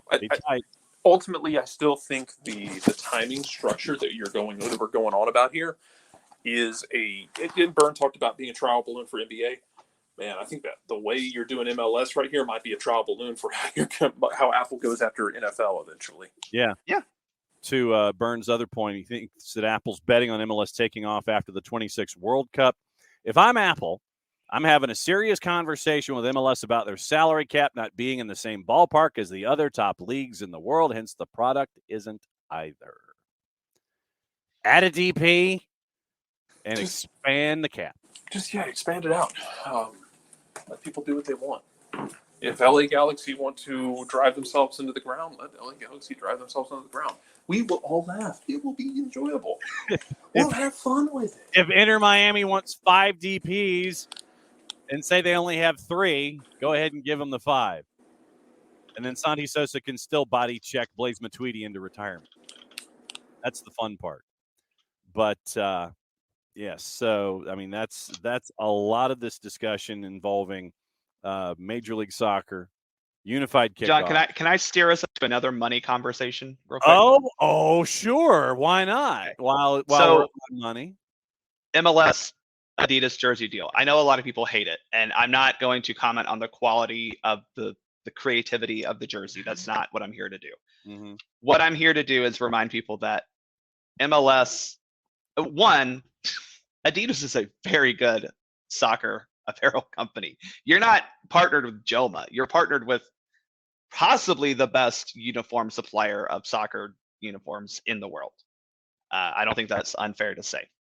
So there's that. So it's not like you're getting a cheap one. Two, I did the math, which is suspect because I don't do math. I didn't go to school for maths. 4.7 million a team per year. There you go. That's paying somebody, paying some DP a salary. Right. That's a pretty decent chunk of change. Arsenal is at 60 million a year for their 5-year deal with Adidas. Mm-hmm. Okay. That's because Arsenal, and I say this as an Arsenal fan, is a top brand in global soccer, correct? Leeds, 10 million a year. That's within the same league. You're looking at $50 million of a difference. I don't know what the percentage is. That's a pretty significant percentage, right? Yeah. Going from 60 million a year to 10 million a year, difference between two teams, both with Adidas, by the way. That's why I looked them up. Yeah. So 4.7 million for every team base. Yeah. That's a very good amount of money. And there's no guarantee. We can sit here as Atlanta fans and say Nike, maybe we could go get a deal with Nike, right? That's worth more than 4.7 million a year. Maybe we can get a deal with Adidas that's worth more. Maybe. Are you telling me that Colorado is going to go do that? So this is one of those things that I do think the kind of single entity format actually is a positive, a net positive, because not only is Atlanta getting a guaranteed 4.7 million a year, which again, we can't guarantee we're going to go get that from another. We don't know for sure. I think that we could probably get a $10 million deal based on the numbers that we sell, but we don't know that for sure. That's also now creating more money for teams like Colorado, Houston, Salt Lake, these teams that don't have maybe the jersey revenue that we do. Right. It's giving them a guaranteed 4.7 million, meaning they can invest that back into, hopefully, into the infrastructure that their team has, or the players on the field. Like, that's money that you can now invest in your team. Right. Guaranteed. Which again, I don't know that Real Salt Lake's getting 4.7 million a year from a company like Adidas. Yeah. Burned, tongue in cheek, and sarcasm fodder. He's having a fun. You're not wrong. Colorado's definitely getting the Macron or the Hummels deal. Right. I mean, yeah, what you're doing with this deal, no matter what it is you're bringing everyone along equally. If each club decided to chase after their own jersey deal, their own apparel deal, it would be, as Bart, you were saying, Premier League-ish differences. I mean, say Bournemouth versus Arsenal or Bournemouth versus Manchester United, the numbers are different. Right now, Castor, I think, bet on Newcastle on the upswing, and they probably got a bargain. But they're getting a lot of teams right now, by the way, which is interesting to watch for that. Yeah, and so you want to see what Castor does in the future, especially after investing in Newcastle right at the beginning of the ownership change. But you're getting a lot of these independent deals. I mean, the Premier League is that league that shows you the disparities when it comes to apparel deals. And Nick's, to be perfectly honest, Nick says MLS is socialist, but that's what they've been this entire time. They've been the single entity model to build the league in every aspect of it. And that's why, short of what happened in Florida early on in the history of Major League Soccer, with the Florida expansion that went kaboom, with our beloved Tampa Bay Mutiny and our Miami Fusion, may the soccer gods rest their souls. Short of that, I mean, this is what the single entity model has done. But there comes a time where you've got to figure out if the kid on the bicycle wearing the helmet can take the training wheels off the bike and ride on two wheels. And I think we're getting to that point, especially with the World Cup being here in this hemisphere in 2026. I have breaking news real quick. Oh, well, hang on. Is it sounder worthy? Is it breaking news sounder worthy? No, I don't think it's sounder worthy, but Jeff Kassouf from Equalizer Soccer reporting that the U.S. women's national team is heading to Austin and St. Louis in the final FIFA window, April, before the World Cup. They will be playing in Ireland, in Austin and St. Louis. So new stadium, St. Louis. Q2 and City Stadium. So that is breaking news. There you go. Anyway, I don't know, Jarrett. Maybe I'm wrong, right? Like maybe the idea of having a really healthy base number for what all these teams could get or not get for jersey sponsorships is ludicrous. But like, I just feel like $4 million a year guaranteed from jersey deals is pretty good for MLS, a league that is not a global league. I mean, again, Leeds is still global because of the Premier League. Mm-hmm. Yeah, I mean, even the teams that are yo-yo teams. I made this point when discussing Scotland versus England. That like the team that wins the championship still gets a substantially larger payout than the teams that wins the Scottish Premier League. The money is so heavily tilted that you're gonna take what you can get, man. Mm-hmm. Yes, you are going to take out. Let's see. So are they play? Yes. So Ireland versus the women's national team in Austin and in St. Louis in the final FIFA window. That was a question that Nick's had. So yes, it is Ireland v. the women's national team in both matches at Q2 and at the stadium formerly known as Centene Stadium that just is now, I guess, City Field or City Stadium there in St. Louis. So good stuff there from the women's national team. So hey, you're getting friendly squared away. You're getting ready for the Women's World Cup, and just to Bart I give Jaime Ojeda credit for the math on this. The apparel deal, breaking down the numbers, 2011 to 2018. It was 8 years, $200 million, $25 million a year. In 2011, it was $1.38 million per club. By 2018, it was $1.08 million per club. The deal that is ending in 2024, 6 years, $700 million, which was $117 million a year. $4.87 million per club at the beginning of the deal in 2019. $3.9 million per club by the time the deal ends in 2024. And now with this new deal, $4.77 million per club. So it's, like I said, it's it's from 3.9 to 4.7. So that's what, 800,000. So you're looking at basically a 20% increase ish. Something like that. So you're looking at a 20% increase by Adidas in their investment over time. So it's gone from 1.08 at the end of the deal to 3.9 at the end of this second deal to 4.77 in the deal in 2025. Obviously, when other teams come into the league, that number will decrease. But right now, $4.75 million, a 20% increase from contract to contract. For some more reference, this to hit home with Jarrett, New Balance paid Celtic over $5 million, over 5 years, they paid them $25 million total. So that's $5 million a year for Celtic, a legitimate global brand in the soccer landscape, but in a very, very not global league. Right.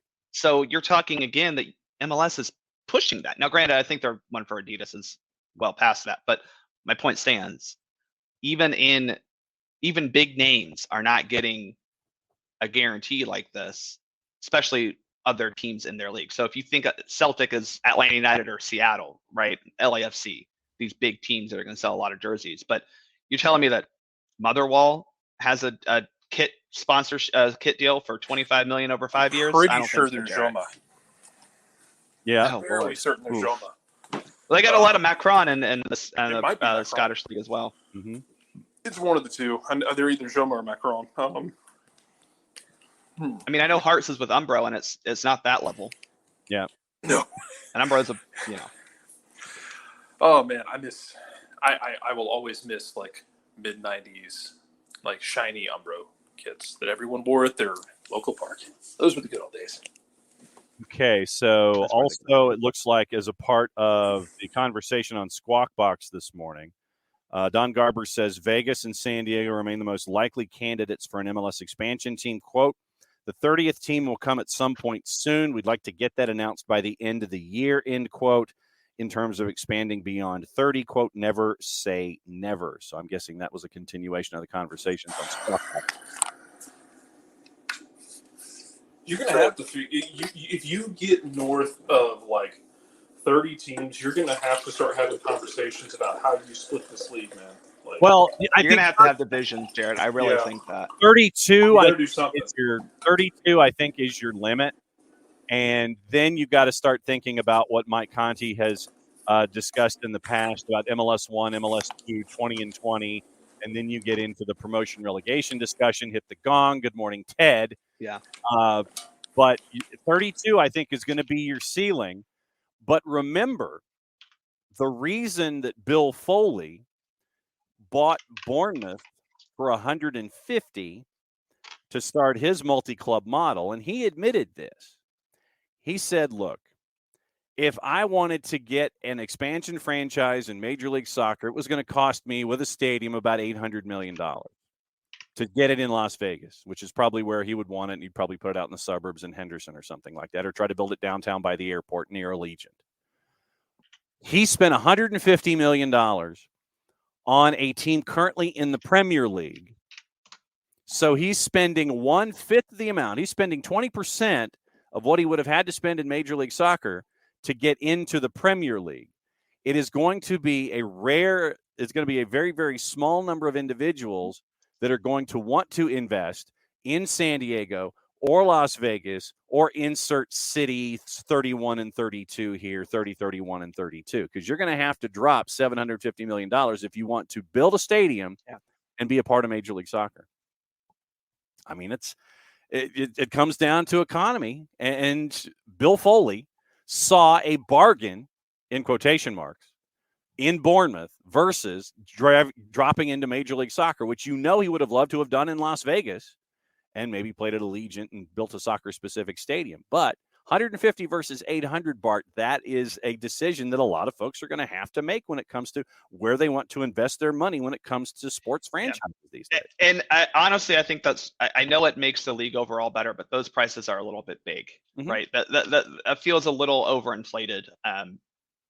If you were to tell me be held firm at like 250, I think that would be an okay measure, but that's a lot of money.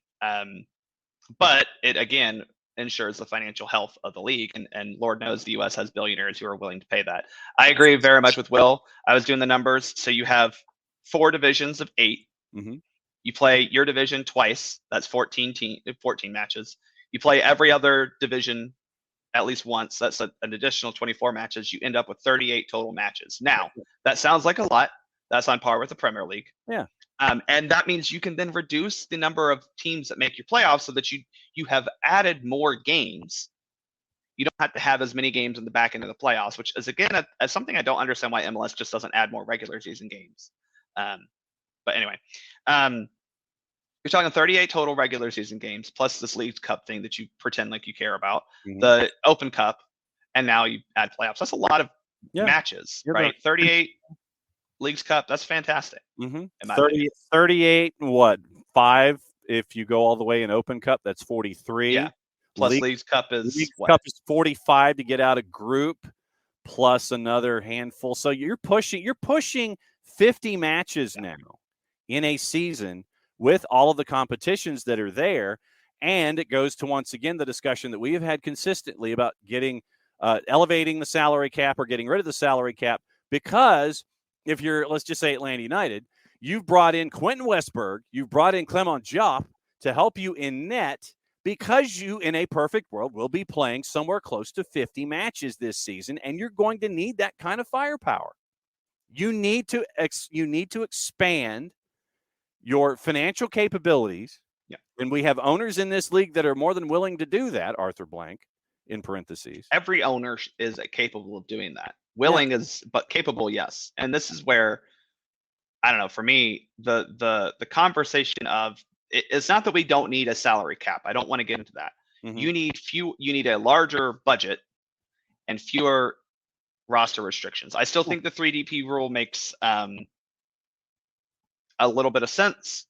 You know, you have 3 players who are special, but if you can take off the limitations of others, you know, and I like the idea of keeping homegrowns to not count against your budget charge, because that incentivizes creating a pathway for academy players. Yep. But you can't have this, 615 and now all of a sudden we're talking about funny money. That can't happen. You've got to double your salary cap, allow them to create that 500 to $1 million, or whatever it is. That is where the player investment needs to come, because that's where you're going to get the good players who make your roster, your team overall better. Not, you know, as much as I like Miguel Berry, he's not going to make our team significantly better because he's a backup. That said, if we could get another guy, if we could improve upon, and I don't mean him anything against him because he's new here, but like a Derek Etienne, you're talking about possibly getting a better player than that to beef up your roster, or you're looking at getting a better player than a Marcedic to be your backup midfielder. So you're going to have to expand your budget, but I think that's coming. I just think, again, similar with the playoffs that we just got, MLS still wants to incentivize teams to not have, they still give teams who don't want to actually try a way out. And I think that's the problem we keep running into, is MLS keeps giving teams who don't actually want to try benefits, as opposed to teams who want to try, they keep holding them back. Yeah. It was actually Mo Adu who asked Commissioner Garber at the season pass event about expansion to 30 and if 30 is the cap. So tip of the hat to Mo Adu asking this morning. So after him becoming a journalist. After San Diego, apparently, Garber has mentioned Tampa Bay and Phoenix. Quote, we'll see, end quote. I don't know if Tampa Bay, because you can't get any bigger at Al Lang, so you'd have to come up. They have a plan for 18,000 there. I just don't know if that's going to be good enough. I mean, I think that if you're coming into Major League Soccer these days, you've got to have a soccer specific at 30, or at least tell that to St. Louis. Yeah, and to Q2 in Austin at 20 and change. I think you have to have something that's expandable. Let's just put it that way. Yeah. Like looking at Nashville's, there's room to expand by a couple thousand because they have the open sections of the upper deck. You only have 4 full sides. They're not connected, so that's a plus. Same with, I think, St. Louis City has that. City. But we're talking about, I refuse. We're talking about it like a couple thousand as opposed to needing 10,000. So I don't know, John. I think San Diego makes a lot of sense personally. Yeah, especially with Dragon, with what you're seeing right now. Yeah, and I think Vegas makes a lot of sense. Yep, with what we've seen at Allegiant, although you're probably going to need to go soccer specific because Allegiant's kind of cramped. I think Vegas would be able to fund that. You know, you find some one of the casinos that you partner with, you know, and now they've got a soccer stadium that they can then host outdoor events at, outdoor concerts at. You know, that's the route I would go, is how do you get partner with, I don't know, the Bellagio and MGM Grand and stuff. I don't know if another team, I love the idea of Tampa. They've been a long-standing sport, but I just don't know if another team in Florida makes a whole lot of sense. Yeah. The attendance numbers for Orlando have dwindled a lot. Hopefully they pick up this year now that they have a team that's not absolute dumpster fire, but the attendance in Miami and Fort Lauderdale hasn't been great. And you don't talk, Fort Lauderdale is a legitimate city, and it's that stadium is still very accessible from Miami. Mm-hmm. Got their own airport.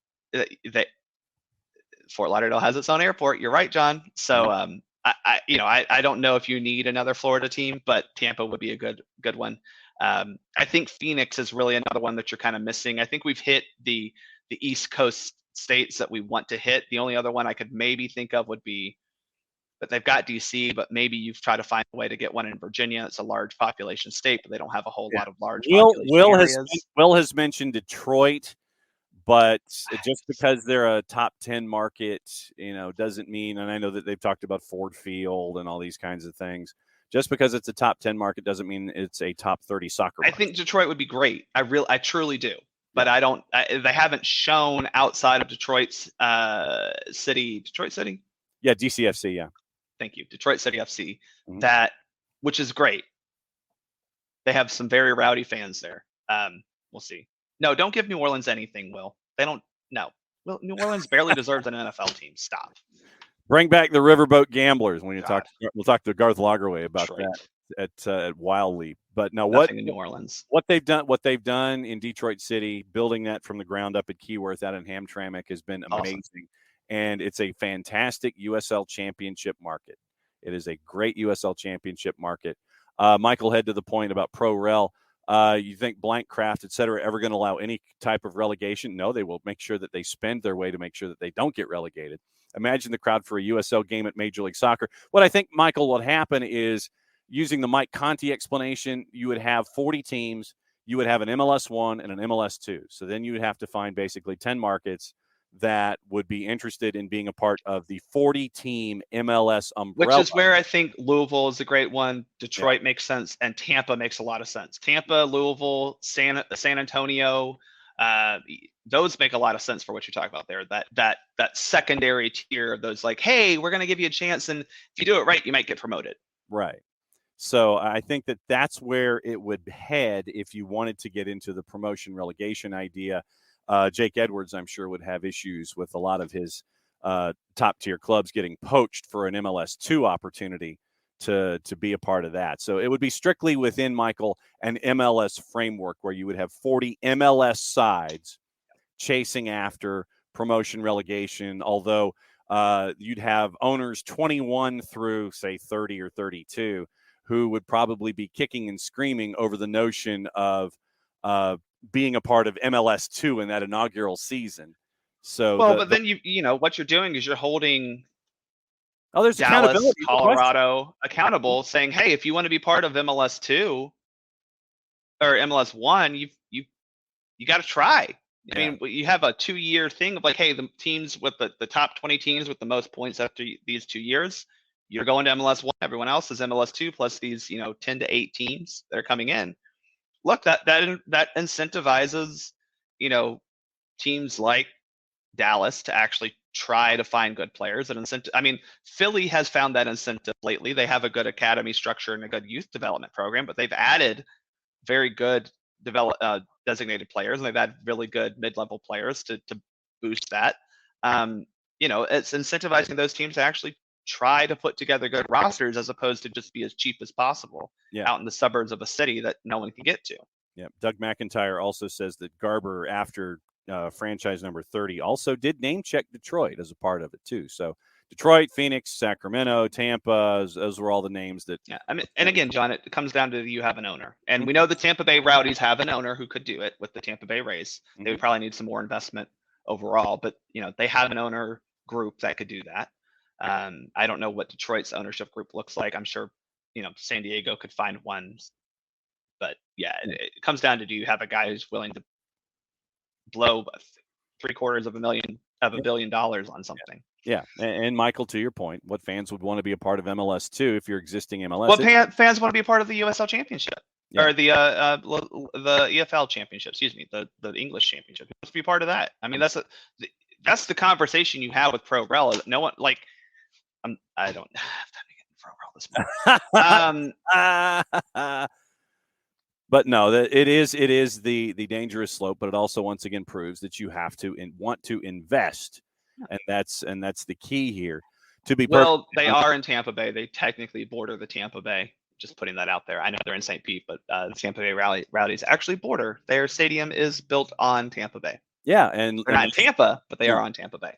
Right, and literally that's why I think that it would have to be, if Tampa Bay was interested as a part of the name check from Don Garber, it would have to be its own independent facility, and it would have to be different than what you're seeing at Al Lang. So that's what you're staring at, and I think that they would avoid the turf surface at whatever they're calling the Rays Stadium these days, whatever sponsors attached to it, just so they could be outdoors and that kind of a thing. Well, they want to build a new stadium too, so there's that. Yes, let's see. And the city, I think, has been kvetching. I think they wanted to say Ybor, which is not Tampa, but it's Tampa. Ybor City, yeah. Yeah. And it is a very, very cool old section of Tampa. It's really cool, yeah. And so we've got that. TV today, Copa Libertadores. You've got that on BN at 7:30 involving Atletico Mineiro. You've got Champions League today. Leipzig and Manchester City is at 3 on big CBS. U17 Championship quarterfinals continue on FS2 at 5 and 8. SheBelieves at 7 o'clock. Bart, last time we talked about USA and Brazil, you had ideas. What do you think about it tonight on TNT? So I want to see the strongest lineup possible. And I know that's a little like, how do you do that after playing, 2 friendlies before this? But I want to see the strongest lineup possible. Obviously, not sure if Rosabelle can go. It might not be the best idea to start her. Maybe you just bring her in off the bench. But I want to see. I need to see Germa and Cook again. I want to see how they can develop that partnership. I want to see Nair in goal. I want to see Dunn and Fox as your fullbacks. And I want to see a front line of Pugh. I would do Pugh, Morgan, and Rodman personally, but that would be really nice to see. Pugh's on a heater, so I don't know how you take her off at all. You're right. But I want to see. You mean Swanson, sir? Sorry, Swanson. I'm going to keep doing Mallory this. Pugh no longer exists on the women's national team. She's been substituted by Mallory Swanson. Yeah, Mallory Swanson. I apologize. I really do. But I think I want to see, again, as close to that first choice lineup as you possibly can get. Minus that midfield, I don't know what that's going to look like with injuries and fitness. But I think if you have Sullivan and Sanchez, the other person maybe not as important, but I want to see Sullivan and Sanchez play a little bit more. Sullivan needs to keep playing to, again, cement. She's the best option we have at the 6. You got to keep playing her. Universo has SheBelieves, also Canada, Japan at 4, USA, Brazil at 7, Women's Cup of Nations on the plus, Australia, Jamaica at 3. SheBelieves also the 4 o'clock matches on HBO Max. Paramount Plus has the Arnold Clark Cup coming up in almost a half an hour. Yeah. Korea and Italy, 2:45, Belgium and England. They have both Champions League matches, RB Leipzig, Manchester City, Inter, and Porto. Peacock also has Canada, Japan, USA, and Brazil. And the USA-Brazil game's on TNT, so you can actually watch that on cables to go back to our conversation from earlier. Yes, gossip, rumor, and innuendo before we go involving players and destinations. N'Golo Kante set to sign a new contract at Chelsea. Mauricio Pochettino has turned down an initial approach from Chelsea to replace Graham Potter. Remember, Potter is 2-6-6, but Bowley Clear Lake are very patient with Graham Potter. Villa prepared to listen to offers for Dibu Martinez. But that's from the 4-letter paper, so take that information at your own peril. Manchester United will not spend big in the summer transfer window, even if the Qatari takeover bid is successful. Sheikh Jassim bin Hamad Al Thani is confident his bid for United would not fall foul of the multi-club ownership rules. Knicks, Leicester City trying to persuade James Madison to sign a new deal. Look to sell him in the summer. If it doesn't look likely, he'll stay. City, Newcastle, and Spurs are interested. Napoli's Victor Osimhen has not ruled out leaving the summer. It is for the club to decide his future, according to Osimhen's future amid his interest with Chelsea and United. Brighton manager Roberto De Zerbi attracting glances from some leading clubs in his native Italy and also linked to Spurs. Crystal Palace winger Wilfried Zaha has turned down multiple offers to extend his contract, and Al Nassr are one of 3 Saudi Arabian clubs to have sounded out the Ivorian international. The nutritionist at Al Nassr, Jose Blesa, says all the players are training harder and following stricter diets since CR37 showed up. Manchester United expected to turn Wout Weghorst's loan move from Burnley into a permanent switch. Arsenal are preparing a bid for Atalanta's 20-year-old Danish forward Rasmus Højlund. Real Madrid made the first move by sending scouts to watch Højlund, according to the Mirror. Leeds planning to move for 24-year-old Swedish striker Victor Gyökeres, whose contract with Coventry City runs until the summer of 24. Barca's 20-year-old Spain forward Ansu Fati wants to stay beyond his current contract, which runs to 27. And former Fulham and Bournemouth manager Scotty Tuhati, Scott Parker, facing calls for him to be sacked at Club Brugge after 1 win in 9 matches. That's your gossip, rumor, and innuendo, according to the BBC. And yes, P.T. Martinez, another injury, out for ACL again. And so obviously we'll keep an eye on that with P.T. Martinez. But another ACL injury for P.T. at Al Nassr. So yesterday, Bart, before we go, 2-0 is the most difficult lead to keep in soccer. Just ask Liverpool. They ask the US U17s, by the way, too, because they flirted with that. U17s match was nuts.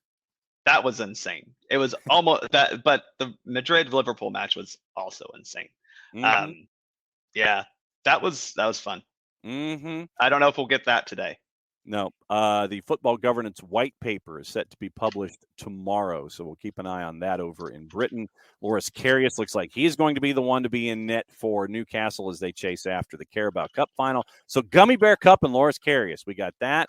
Let's see. Anything else on the board? I think we have it covered. What is your day like, Bart Keeler? Well, I'm going to write a press release about an event we're hosting in Doha, Qatar. Far out. And then I'm going to watch soccer. As you should. And remember, Wild Leap, for those of you that have RISVIP'd ahead of time, Garth Lagerway will be at Wild Leap this afternoon. And I'm going to email this to you, John, because I have a question for Garth. Okay. Two-pronged question. Okay, well, it probably I can't attend. It'll be forwarded to Scott Flood and the Flood Project as a part of maybe I'll just copy Scott on it. I'll copy Scott on it because he's the one who's in charge of questions. So it's a two-pronged question. I have multiple questions for Atlanta United as a team, but two-pronged question for Garth Lagerway. Yeah. Number one, what does success look like this season? Okay. For the team. Yeah.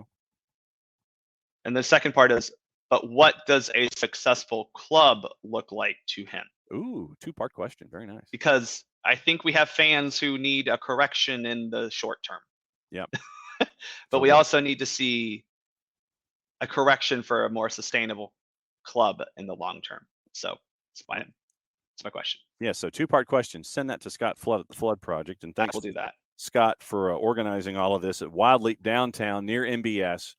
And if I'm not mistaken, I think the event starts at 5. I think Garth Lagerway's Q&A and introductions and his session starts at 5:30. I think we go until 6:30 or 6:45, catching up with our friends from Wild Leap because SheBelieves with the U.S. starts at 7. And Orange County SC is going to partner with Feyenoord. So that's another interesting piece of news. And 3 players have been training in Rotterdam with Feyenoord. So Orange County SC and USL Championship partnering with Feyenoord going forward. Very, very cool stuff from them. I think that's a show. So tomorrow, once again, very, very busy. And Sunderland, the Sunderland is doing a U.S. tour. Very, very busy Thursday for Thursday Thoughts. Lucas Panzica, 104.5 The Zone in Nashville, joining us at 9:05. Glenn Davis out of Houston joining us at 9:30. Special golden ticket surprise is being planned for 10 o'clock.